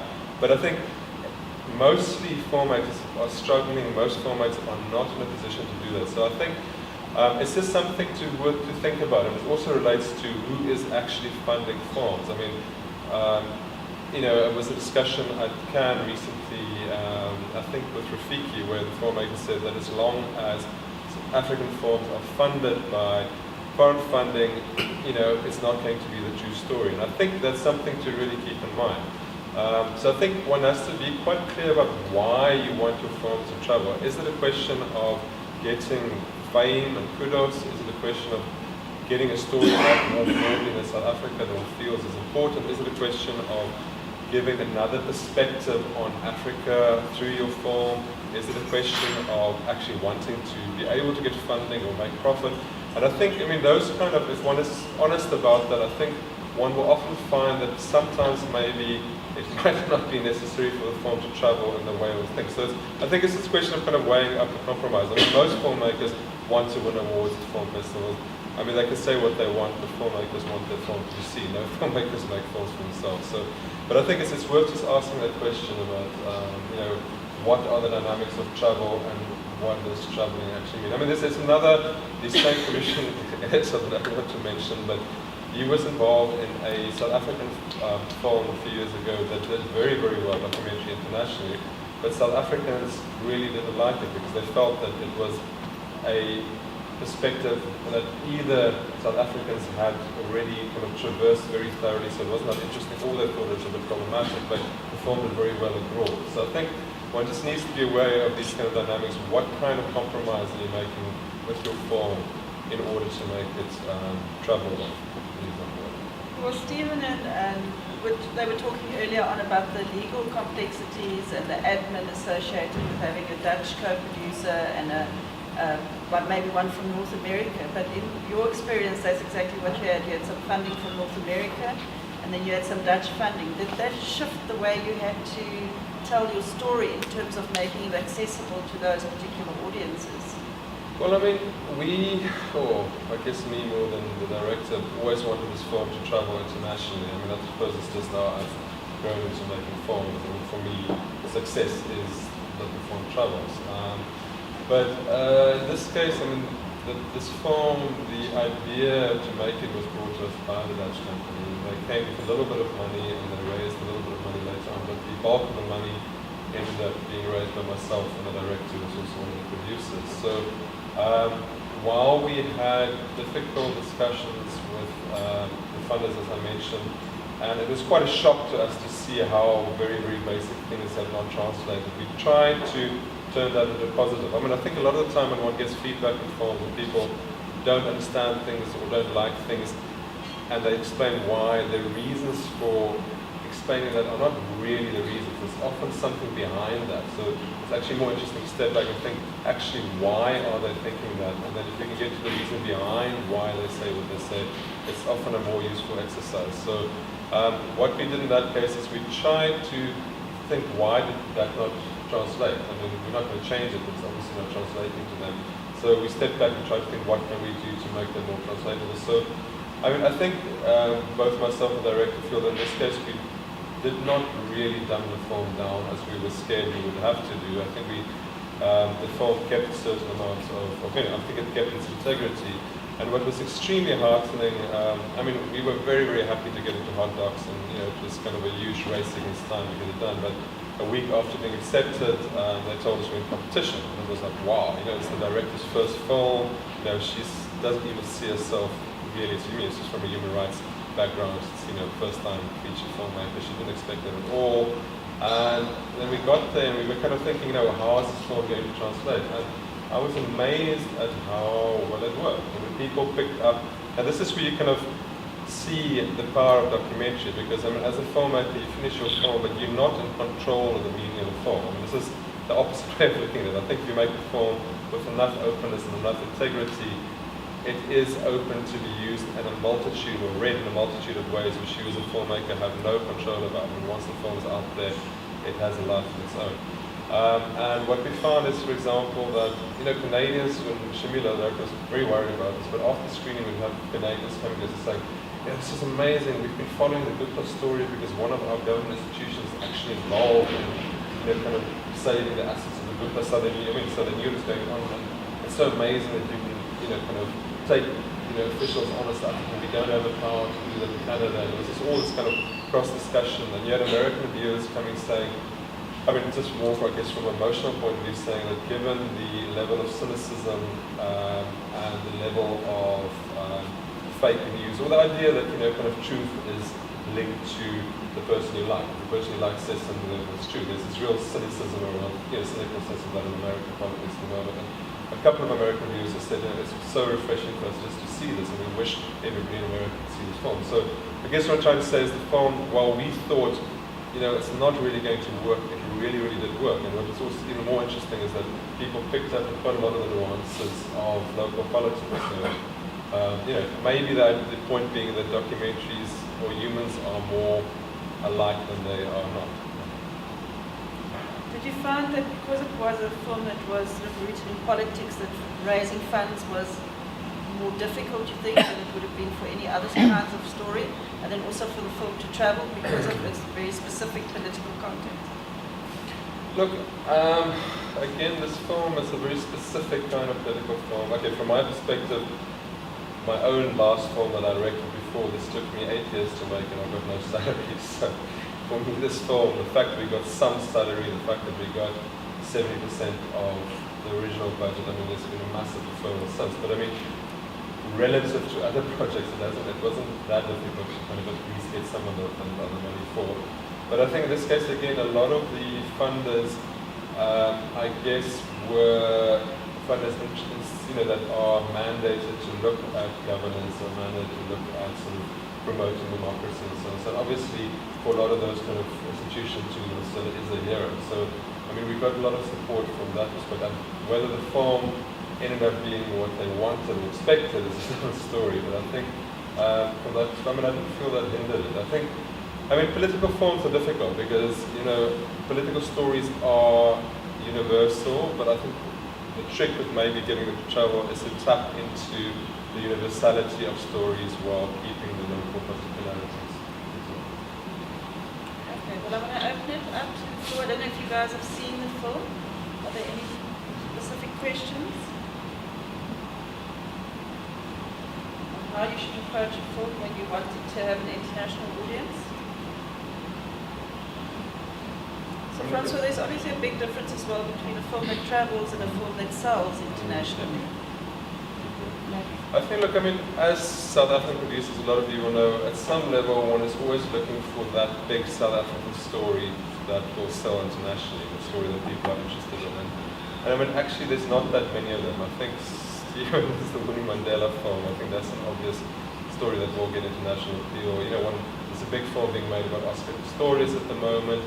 I mean, conceivably, one could make a film about, I think an interesting new film about Nelson Mandela will probably do the same thing. But I think there's a difference between films that ought to travel and films that travel.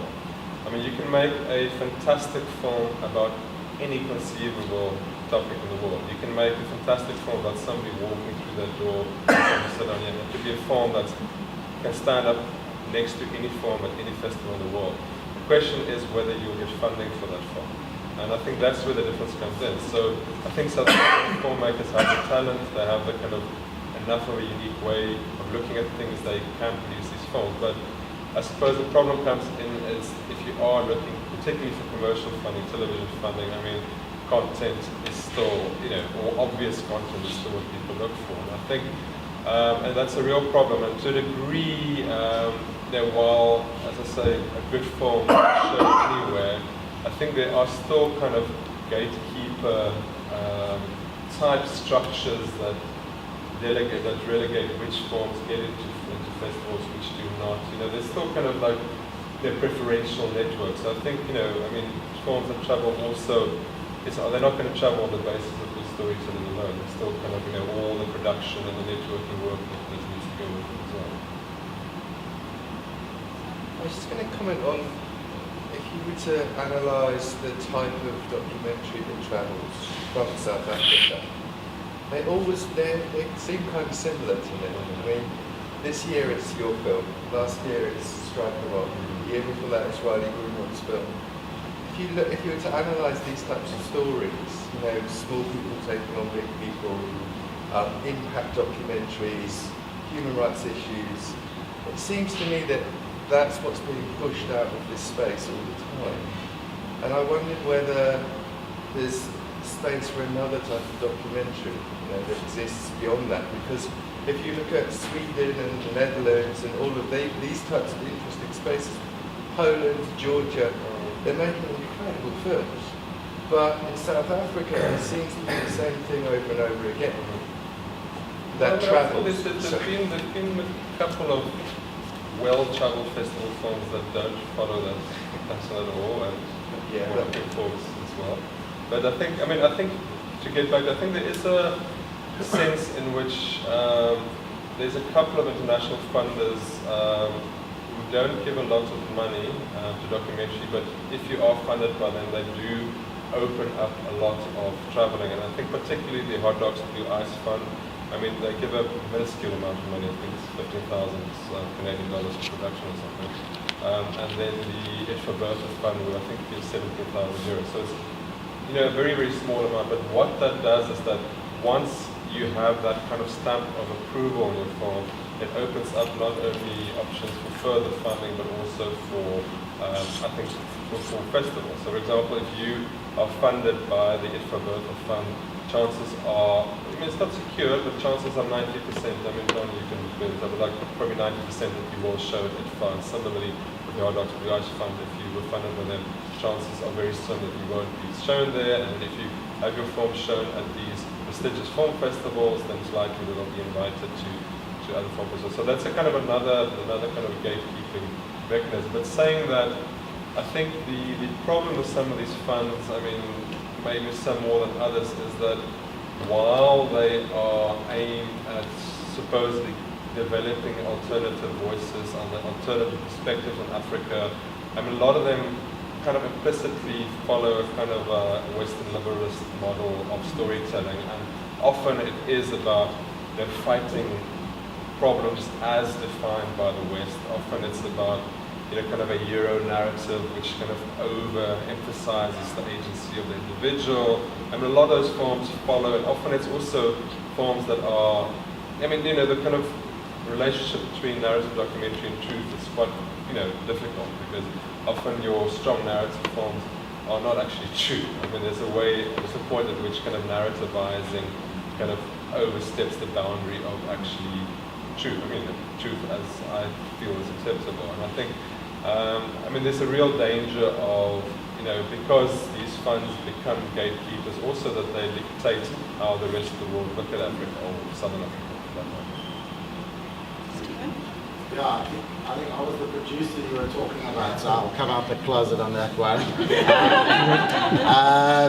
But I think just to address what you say, because I think it's a big issue, that I think it's both ways. I think that there is this kind of, when foreign commission editors look at South Africa, they want to be able to like sum it up in one sentence and not get into too much complexity. And it's often, if you analyze how many documentaries out of this country actually get a lot of international broadcasters on their film, it's very, very, very few actually.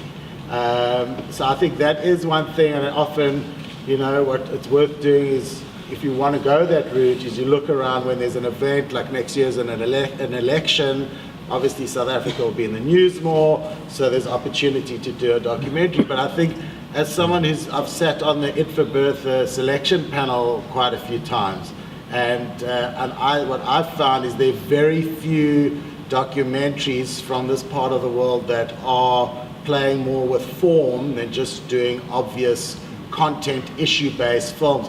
Most of the documentaries that are being proposed from here are issue-based, and sometimes it's a burning issue a director or producer wants to do, or what I've seen a lot, it's what a producer-director thinks can be funded, and they start changing the way they want to make films because they think that's what the funders want. But I can say, having been on those panels, is when something comes along that is playing more with form and is more taking more chances artistically, we jump on those projects because it's exciting that people are actually taking risks and not just doing the obvious.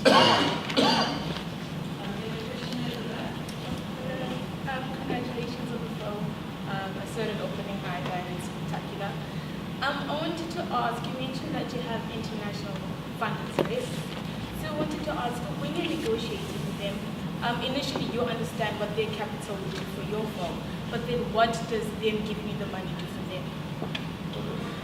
So when you're negotiating, right, with the funders, so they give you the money and you put it to good use and you make your film. But what do the funders gain by funding your film? I guess one should kind of look at, I mean, if I was supposed to place from funder to funder, but look, I mean, it's easy to be cynical about this. You know, the philosopher Zizek's take on George, I mean, George Soros funds the Open Society Fund, which has generously funded a whole lot of films made in South Africa and around the world, and has definitely helped to make the world a better place.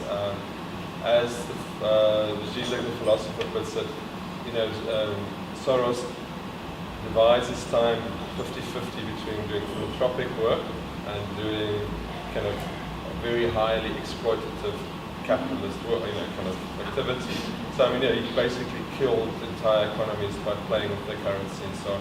So in a sense, he needs to do the philanthropic work to balance out the excesses of the damage he causes elsewhere. So it is a kind of a window dressing thing. And I think, I mean, if you look at all these foundations like the Mellon Foundation, the Rockefeller Foundation, I mean, if you go back in their history, I mean, these people, you know, where there's that kind of money, there's been a crime, and it's just, and it's, you know, it's a kind of a way of giving back. Maybe it's the way of kind of, you know, putting a better gloss on this. I mean, like BP, for example, funds, you know, they're responsible for the biggest oil pollution in the Niger Delta, but they have all these adverts about sponsoring wildlife sanctuaries and all that. So, I mean, I think that's the kind of cynical way of looking at it. But I think on the other way, maybe it's a question that people with money, I think, have you know, they have the space to think about what is good for the world. So I think a lot of philanthropists generally want to use their money to make the world a better place. I mean,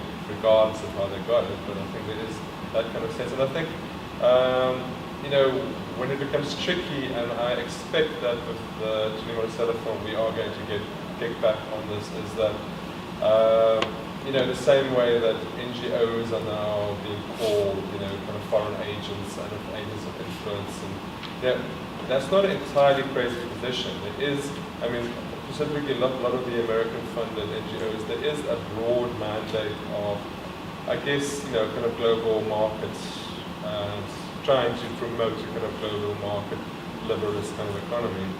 And I think one just needs to be very clear about, you know, or if you're taking money from people, you know what's involved, and you know why, and you know how you're using it.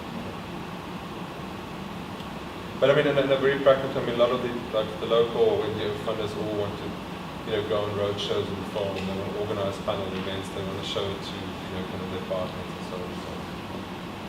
I think we'll finish off, Tim, at a final comment, and then we'll hear about the impact of film from Don and Liani next. Tim? Francois, you started off by talking about universal storytelling, which I would suggest for any story, whether it's film or anything else, is a way, if you want to export, you have to use the techniques of universal storytelling, which is not too difficult because maybe there are 6 stories, maybe there are 8, but there are not many of them.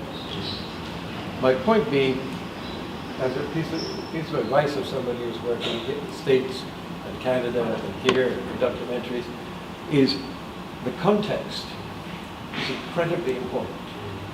And if the context is a little slow in trying to explain what's going to come, that's fine. And it must also be part of the focus throughout. And if one keeps to those rules, when I was working in the States and Canada, it was very useful being an outsider because I didn't assume stuff that other filmmakers did. And it's a context that has to come and has to explain what is to come and prepare the audience. I think you're absolutely right.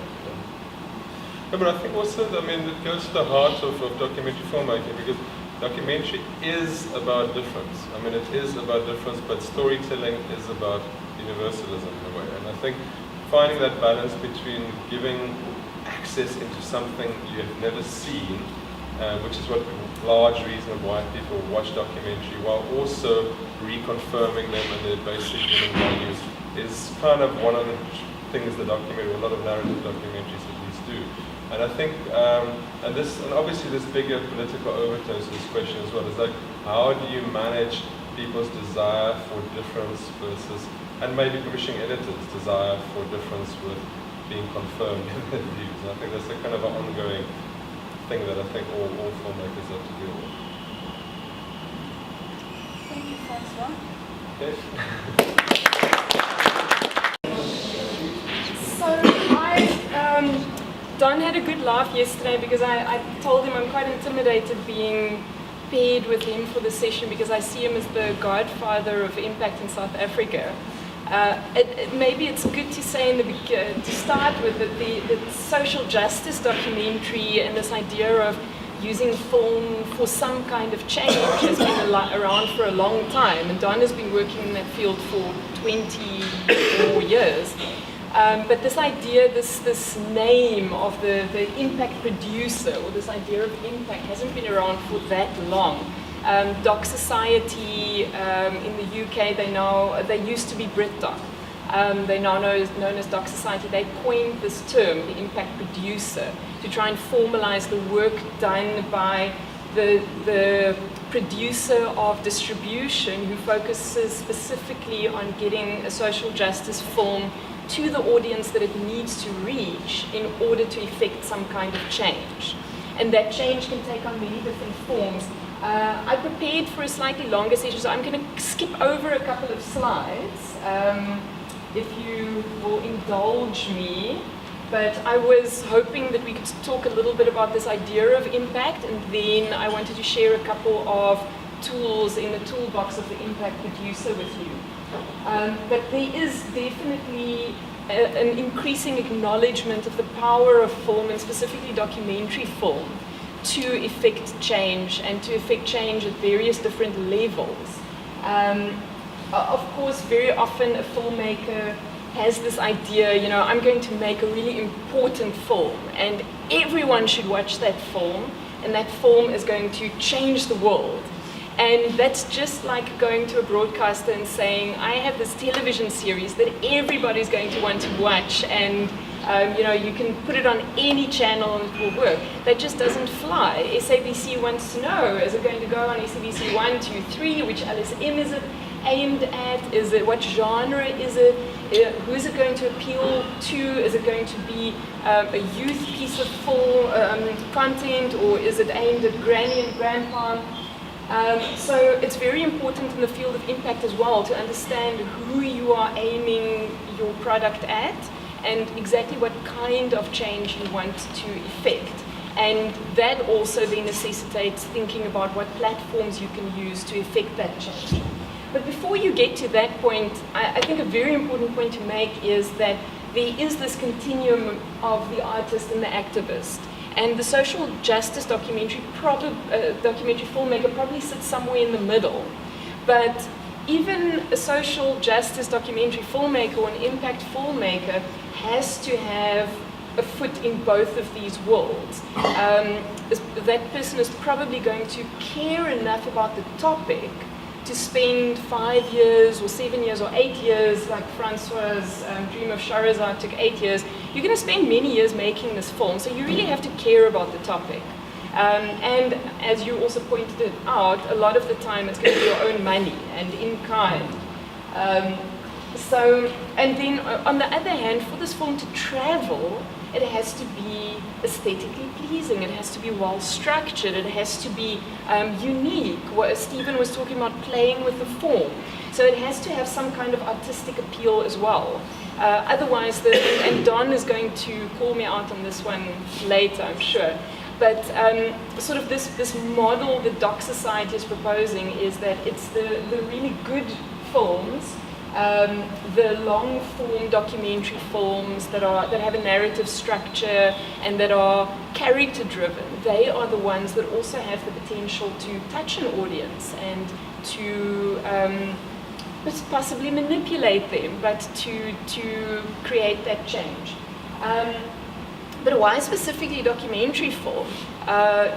You could be thinking about a lot of other different forms as well. Why not use fiction film to effect change? Why should they be feature-length documentary films? Can't they be short documentary films? Can't they be short fiction films, short activist films?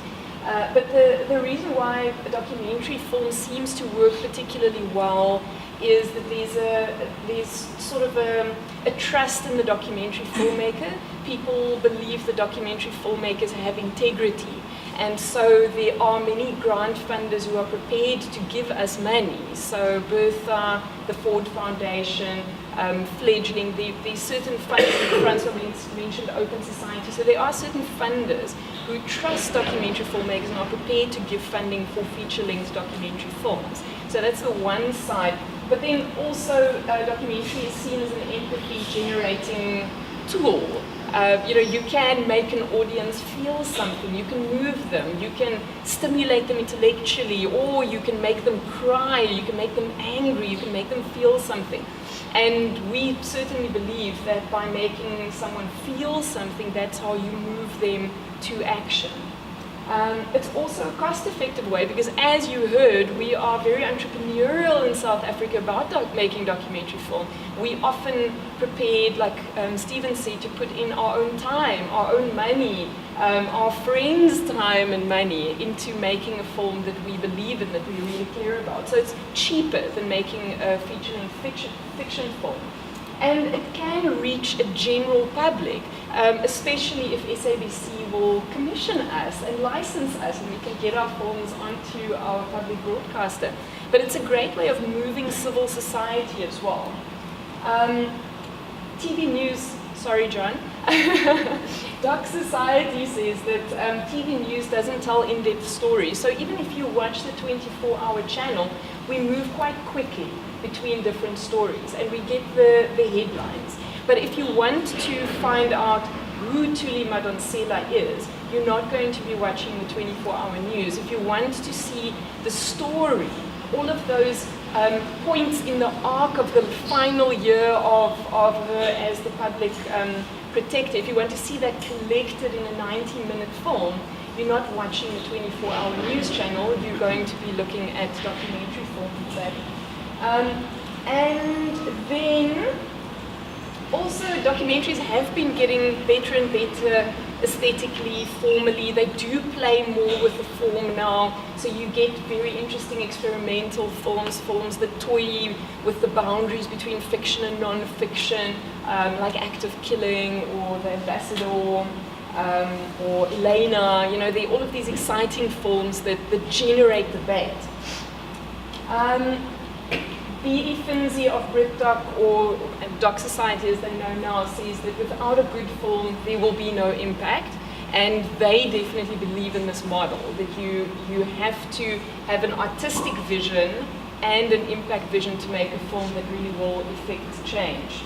So some of the things to think about if you have a social justice documentary, you have a documentary about a certain issue that you want to use beyond the festival, beyond selling to a broadcaster, then one of the things that you can think about, and this is the kind of language that you can use in your proposal to a funder as well, is to talk about what exactly that film is going to do in the context that you're releasing it into. So, for example, let's take let's take Minor Shutdown. So Minor Shutdown, as you know, it was an unknown issue. We knew about the massacre, but we didn't know what really happened there, and there was very strong opposition. So government and the mining company and mainstream media were all telling us the same story, which wasn't the truth that we saw when we saw the film. So that was hidden. It investigated what really happened during the massacre. Was it really self-defense on the part of the police? Perhaps not. But then you have, so I'll use Strike a Rock as the second example because that follows on Minor Shutdown. It's the story of the women of Marikana. And so by the time that came out in 2017, it's a known issue. Everybody knows about Marikana now. So what do you do now? How do you get people interested in that topic again? because the situation that was prevalent in Marikana that caused the strike, that precipitated the massacre, those conditions continue and they're just getting worse. So the strike, the massacre hasn't solved anything and nothing has improved. So it's important to raise that issue, but it's a known issue. Nobody wants to know about Marikana anymore. So now we humanize. We choose two strong women characters. They're grandmothers. They are fighters for justice and for a decent living. And they take on government. They take on the mining company. So we follow these two women, the conflicts between them, the conflicts that they face. It is again a David and Goliath story, as Simon pointed out, but humanizing the issue helps in that particular context.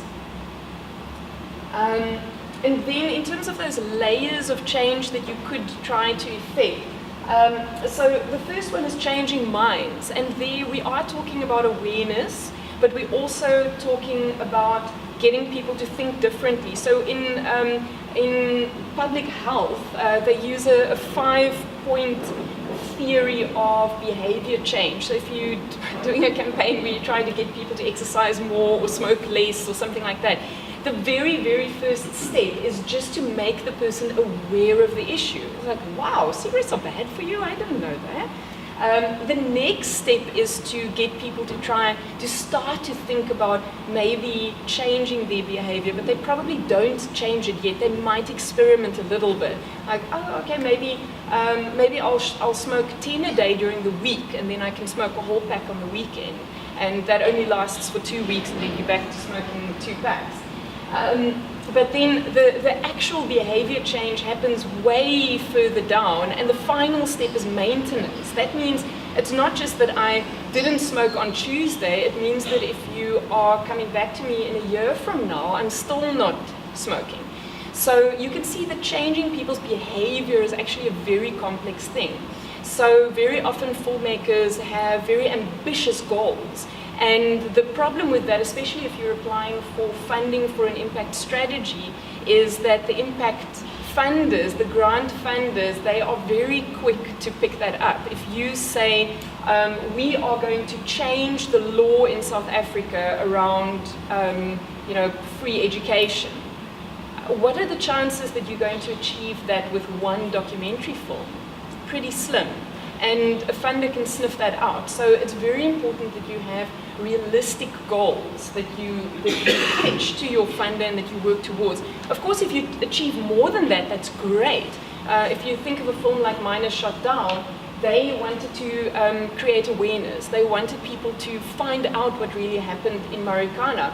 They ended up also shining a spotlight on the Commission of Inquiry, and very few people take the Commission of Inquiry's report seriously now. So they actually had an effect there on people's perception about a legal process.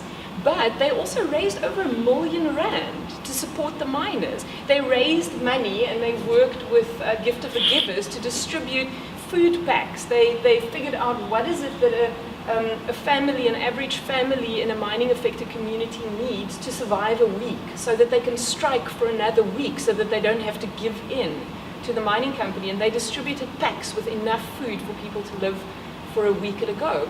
So over R1 million raised in that way. That is really, getting people to open their pockets, as we saw with the crowdfunding campaign that Encounters ran recently, is not that easy. So the other thing that you can also do is to build communities. So communities of support, people who can stand together to lobby for something. And witness.org, which I think is a very useful resource for fledgling filmmakers, because they have lots of open source tutorials, they have guidelines for informed consent, so speaking to the subject of your film and getting their permission to be filmed. They have a lot of resources, so go to witness.org if you need anything like that. But they talk about identifying a primary and a secondary audience for your impact strategy.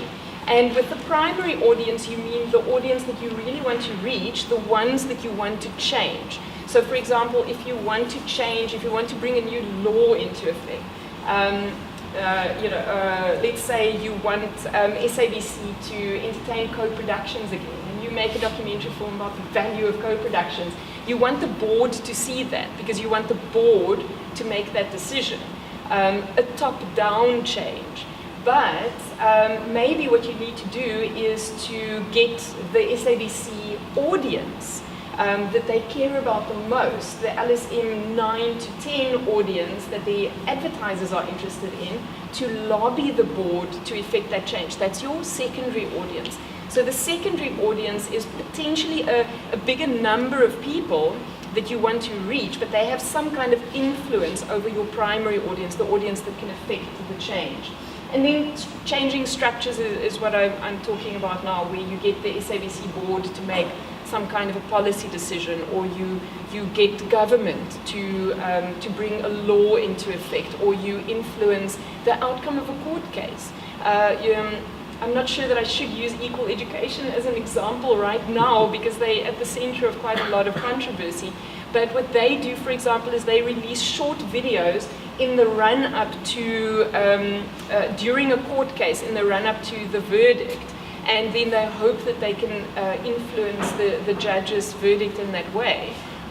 So, you can look at those kinds of things, or you can use films to influence politicians to try and get them to support your particular cause.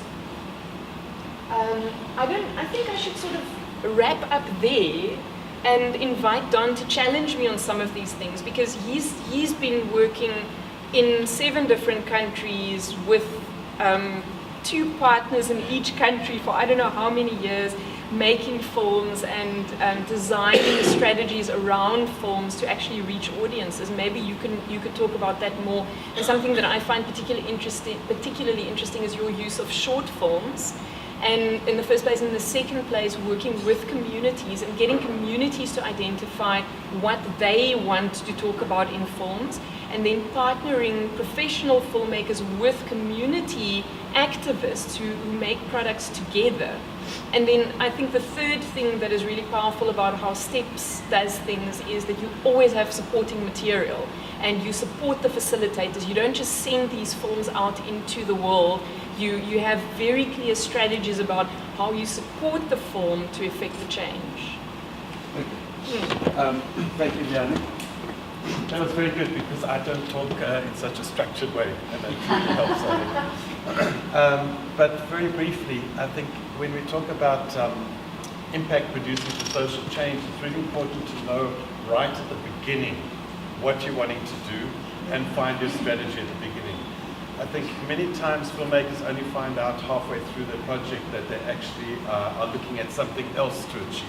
That it's not just to reach an audience, but they actually want to try and effect some change. So looking at it right at the beginning, designing your strategy, understanding who you want to reach, how you're going to reach, what change you want to effect, and how you're going to measure it are all part of that. And I think, so there's this other word, impact distribution, right? So that's another way. How do you reach your audience? Who's your audience? And then there are different ways of looking at this, because if we talk about measurement where you stop there and organizations or funders or bodies want to know, well, what has been the effect of your film? How do you measure that? There are various ways of doing that. And of course, your film can have been to so many film festivals. It's been broadcast on so many channels and reached such a sizable audience. Or it's been online and you've had X number of viewers. Or you've had actual change in a community that you are able to measure. So these are all different things that you need to think about if you're really looking at social change. And I think if you're talking about this last example where we work with these organizations in Southern and Eastern Africa, we are working with the organizations because it's their work, we're providing the tool, right? And for them, it's really important that that tool is something that they adopt, that they own, that they can use, because their primary mission is something they want to change in the community. And we've been going away from individual change to community change. And these organizations, when they have a film, it's talking to their community, right? And that's very different to when you put a film on a broadcaster and you reach a certain size of an audience. And another aspect which is very important is the follow-up, right? If you reach an audience, and with documentary films, we're trying to reach people in their hearts and in their minds, you are creating some kind of effect. And if you don't have something in place that allows the audience to respond, you're letting them down. And I think this is something that we often don't actually take into account, how important the follow-up is. Because you can create emotion, you can create a disturbance in somebody where they suddenly feel, oh my God, this is something I need to know more about. And if you don't give them that chance to know more about it, you're actually letting down your whole campaign. And you can do this on different levels depending on which platform you're broadcasting on or you're screening on. And so with these organizations where we're helping them work in their communities, and they deal with public health issues or child marriage or LGBTI issues, you always want to make sure that after the screening and after the discussion, your audience has somebody that they can go to later as a follow-up. We've had times where we screened a film and everybody's crying and we didn't think about it in the beginning, and then you have to figure out, well, how are you going to deal with this? And luckily, and sometimes we have had support structures in that who could work with that audience. But think about it ahead of time. What kind of effect is your film going to have? And how are you going to deal with it? What change do you actually really want to take place? So it's your responsibility as a filmmaker, as an impact producer or as an impact distributor, to take that into account, because these are often very, very heavy emotional issues that we're dealing with, and it's a big responsibility.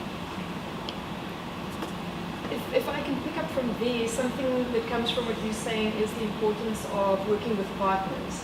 And your partners can be community organizations, like Don mentioned with the organizations that STEPS works with. They can be the funders. We're all interested in getting money, aren't we? But if you think of the most successful impact strategies, they are always powerful partners working with the filmmakers. And very often with a filmmaker, you want to make your next film.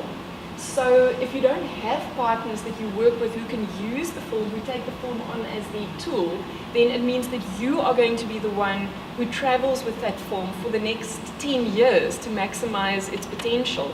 But with a film like Strike a Rock, we're working with the Center for Applied Legal Studies, CALS, and they use the film as part of their toolkit. They have a brochure about what the SLPs are that they share with the mining affected communities.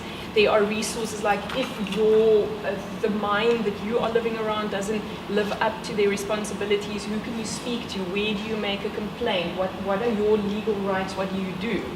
So they use the film, but what we find is that, and that's the obvious one because the film is set in a mining community, but maybe the less obvious one is that feminist organizations are really taking the film on board as well, because the film is about two strong women from a community who fight against injustice from their own homes. So you need to think cleverly about who you can partner with, who can use the film, who can support you, who can take some of the pressure off you. Because just like an audience can be affected emotionally by the filmmaker is also traumatized very often by working on a film. And very often the filmmakers burn out. They're completely burnt out by the time the film is finished, it's edited. And you always see these exhausted, pale, thin-looking people at the opening night of the festival, because it really is very hard work, but they're also exposed to all of the trauma that they document in the film. So the partners really are very important, to find the right people who share your vision, who could use the film as a tool that will give the film a life beyond just a festival release or a broadcast. And then coming back to that idea of the strategy, that you really need to work on that strategy from day one. And the earlier you can know who you want to reach, why you want to reach them, what the message of your film is, what platforms you can use to distribute the film, the more it can influence your production as well, so that the film is made to achieve those goals. So it's very important that you, if you think that your film is an impact film, that you work with an impact producer or with a strategist to help you sort out those kinds of things. And then of course that helps with the funding proposals as well. If you can articulate very clearly what it is that you could potentially achieve with a film, and if that aligns with the mission and the vision of your funder, your chances of getting that money is much better. Don, do you have any tips in terms of raising money for an impact campaign or raising money for the production of an impact film? I guess that's the horse that comes before the cart. You have to have a film before you can have a campaign. I think it's about what kind of change you want to achieve and finding partners who have that same vision, that same goal. And in a way you are producing the tool for them, right? So as an impact producer, you are saying, okay, I want to effect this change, I'm going to do it like this, I'm going to find this artistic director who will make the kind of quality film that I know will reach people, create that kind of response and change in people, and then I have my organization who's going to do the follow-up and take the film further or be interested in what kind of change is going to take place. And what's really important there, I think, is that you can't just hand over films, right? And that's something we learned right very early. That if it's organizations who are taking the films out and you're wanting your film to be taken by as many people as possible because you're trying to reach as big an audience as possible, so you want that organization to take it, and that kind of group who are trying to effect some change somewhere. We had to train people in how to facilitate a discussion after the film, because it's in that discussion that information gets passed. Because as documentary filmmakers, we're not making informational films because we know they're just like lectures and they don't really affect any people. We're trying to make films that touch people emotionally. And therefore, how people respond to the film, what kind of conversations and dialogue can happen afterwards, because that's your main task, is you want people to talk and think and ask questions. You need to be able to facilitate the discussion properly. Otherwise, you have not such a great effect, because you want people actually to talk. And so we create material that works with each of our films, right? It's a guide that anybody can use anywhere in the world, depending on how many languages you version it into. Very simple, that facilitators from organizations can use to start and control that discussion. And I think that's also something that becomes part of your measurement, because you know, what am I doing from that screening? Here's my screening report. This is what people talk about, but this is what action happens later. And of course, that's a bigger process. And so when you're talking about funding, you've got to know all the different stages in that change process that you need to be able to address. Go back into the communities later, some months later, find out, well, what actually happened. Right? And we're coming close to the end, so maybe if there's some questions. Yes. Could I ask the first question? I'm very curious to find out from the NAVF, do you still have funding ring-fenced for marketing and distribution? You were talking before about distribution and film festival. Do you think that there would be a space for us as impact filmmakers to apply to that fund? Because we are busy with a kind of distribution. We're just not distributing through international broadcasters or wherever. We might do that as well. But because it's very often the kind of work that we want to do is not commercially driven, it's very difficult to get funding elsewhere for it. Can we apply to you? Yes, there is funding.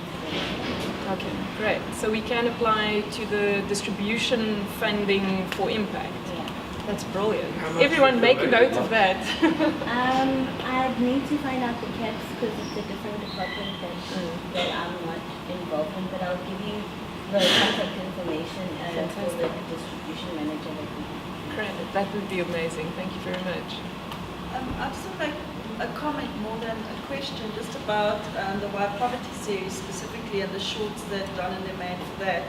I think you also have these unintended consequences because I use it as a teaching tool, not to talk about poverty, but to talk about storytelling.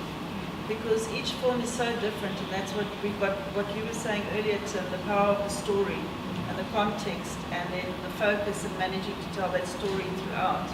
I found it a very effective tool to show people that when you talk about poverty, you don't have to have a film that says people are poor. That's really how you get the message across. So I use it a lot just in terms of teaching storytelling, which is an unintended consequences of those. Yeah. But that's what's so great about these projects where you bring different filmmakers around one subject, you get all these different stories.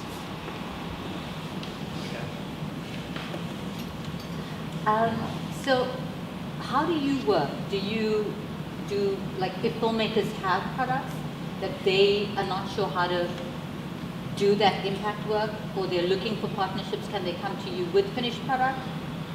Or you like to be part of the entire process? How does the organization work? We basically devise our own projects, plan out our own projects, because of that sense of having to be there right at the beginning. So we try to go and then even beyond. We will advise other filmmakers, but we won't actually take on their campaigns.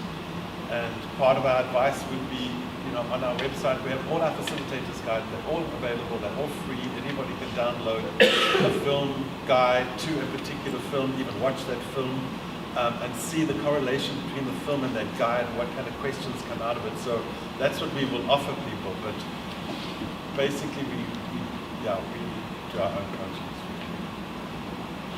Lisa.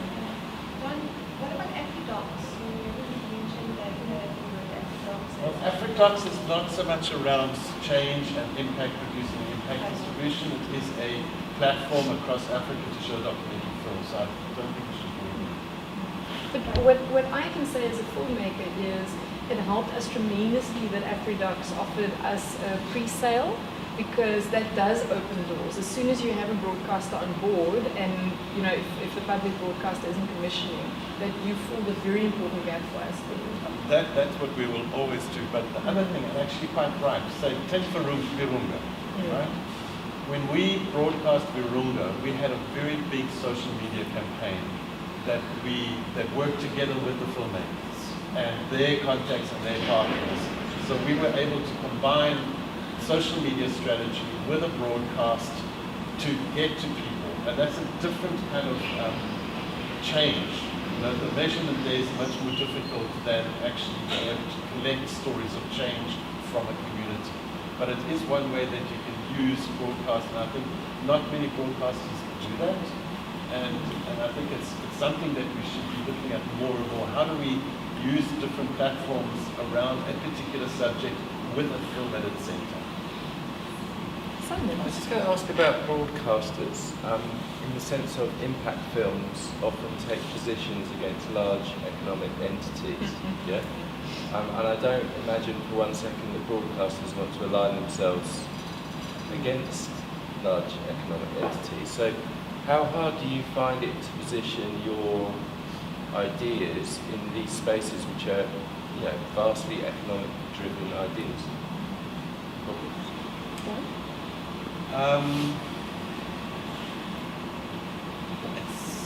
It's something that you have to work with each broadcaster, actually. But generally, while we have a particular viewpoint, we are not being propagandistic. And the commissioning editor in that broadcaster, being your co-producer, your partner in the broadcaster, will have that kind of influence on the film as well. So we can be very strong, and I'll give you an example. Glencore, when we made the film Stealing Africa, which was about transfer pricing and Glencore at its core and exposing the rottenness of their bunch of accountants and lawyers are stealing from Africa and making lots of money, and the South African at the head of this company in Switzerland, blah, blah, blah, blah. They sent us a big fat old letter saying, no, you can't broadcast it, and our broadcasters said, well, fuck you guys. We've done our diligent work, we've researched it all. Our story is accurate, our story is truthful. What you will find, though, is that some broadcasters will not allow you to credit your funders because that has a particular influence. When they are public broadcasters and they're using public money and they see funding is coming from a particular foundation, they don't like that. So that's more on that level. And in South Africa, mine is shot down, strike and rock. Yeah, so I mean, I haven't seen these on public, but I know mine is shot down did get on public TV, but it took 3 years of campaigning. Yeah, and they worked very hard to get it onto SABC. So for us as well, SABC would really be, a gold medal for us in terms of our impact campaign, because we would like to reach as many South African eyes as possible, and SABC has a lot of South African eyes.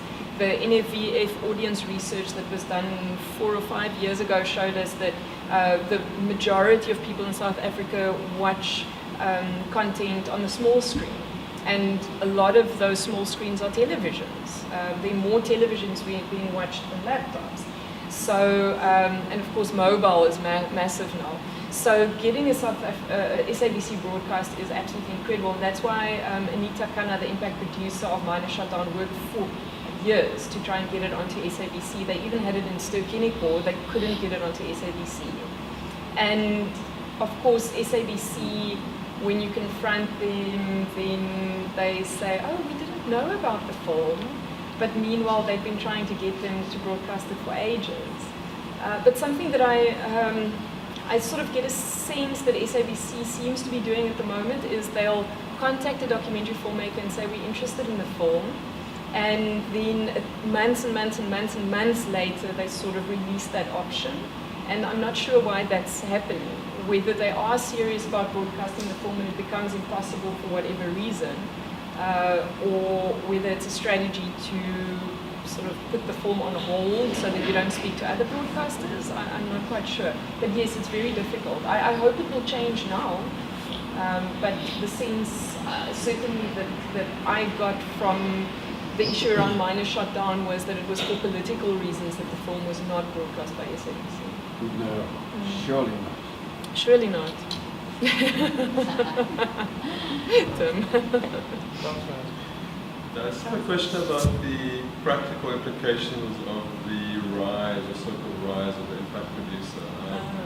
Because, I mean, it seems to me that a lot of the funds that did not require an impact program previously now do require it. I mean, Sundance Documentary Fund for years has asked you to tick box which rights you kind of, are exploring, or, what kind of issues you are exploring on your films. So to be quite clear about it, but a lot of these funds want quite an extensive kind of outline of your impact process or your outreach process. And I was in a panel with Laura Nix, which is describing certain funds actually asking us to stipulate the legislation that the film will attempt to change. Now, I mean, making independent films is really tough. Filmmakers a certain number of certain skill set that they apply, and it seems to me that asking the filmmaker on top of everything else to also come up with that is quite a big ask. So, given that films don't have money when you start making them, I mean, at what point do you bring on the impact producer? How do you perceive if you as a filmmaker are not skilled or not necessarily interested in impact production? I mean, how do you work to launch a film with,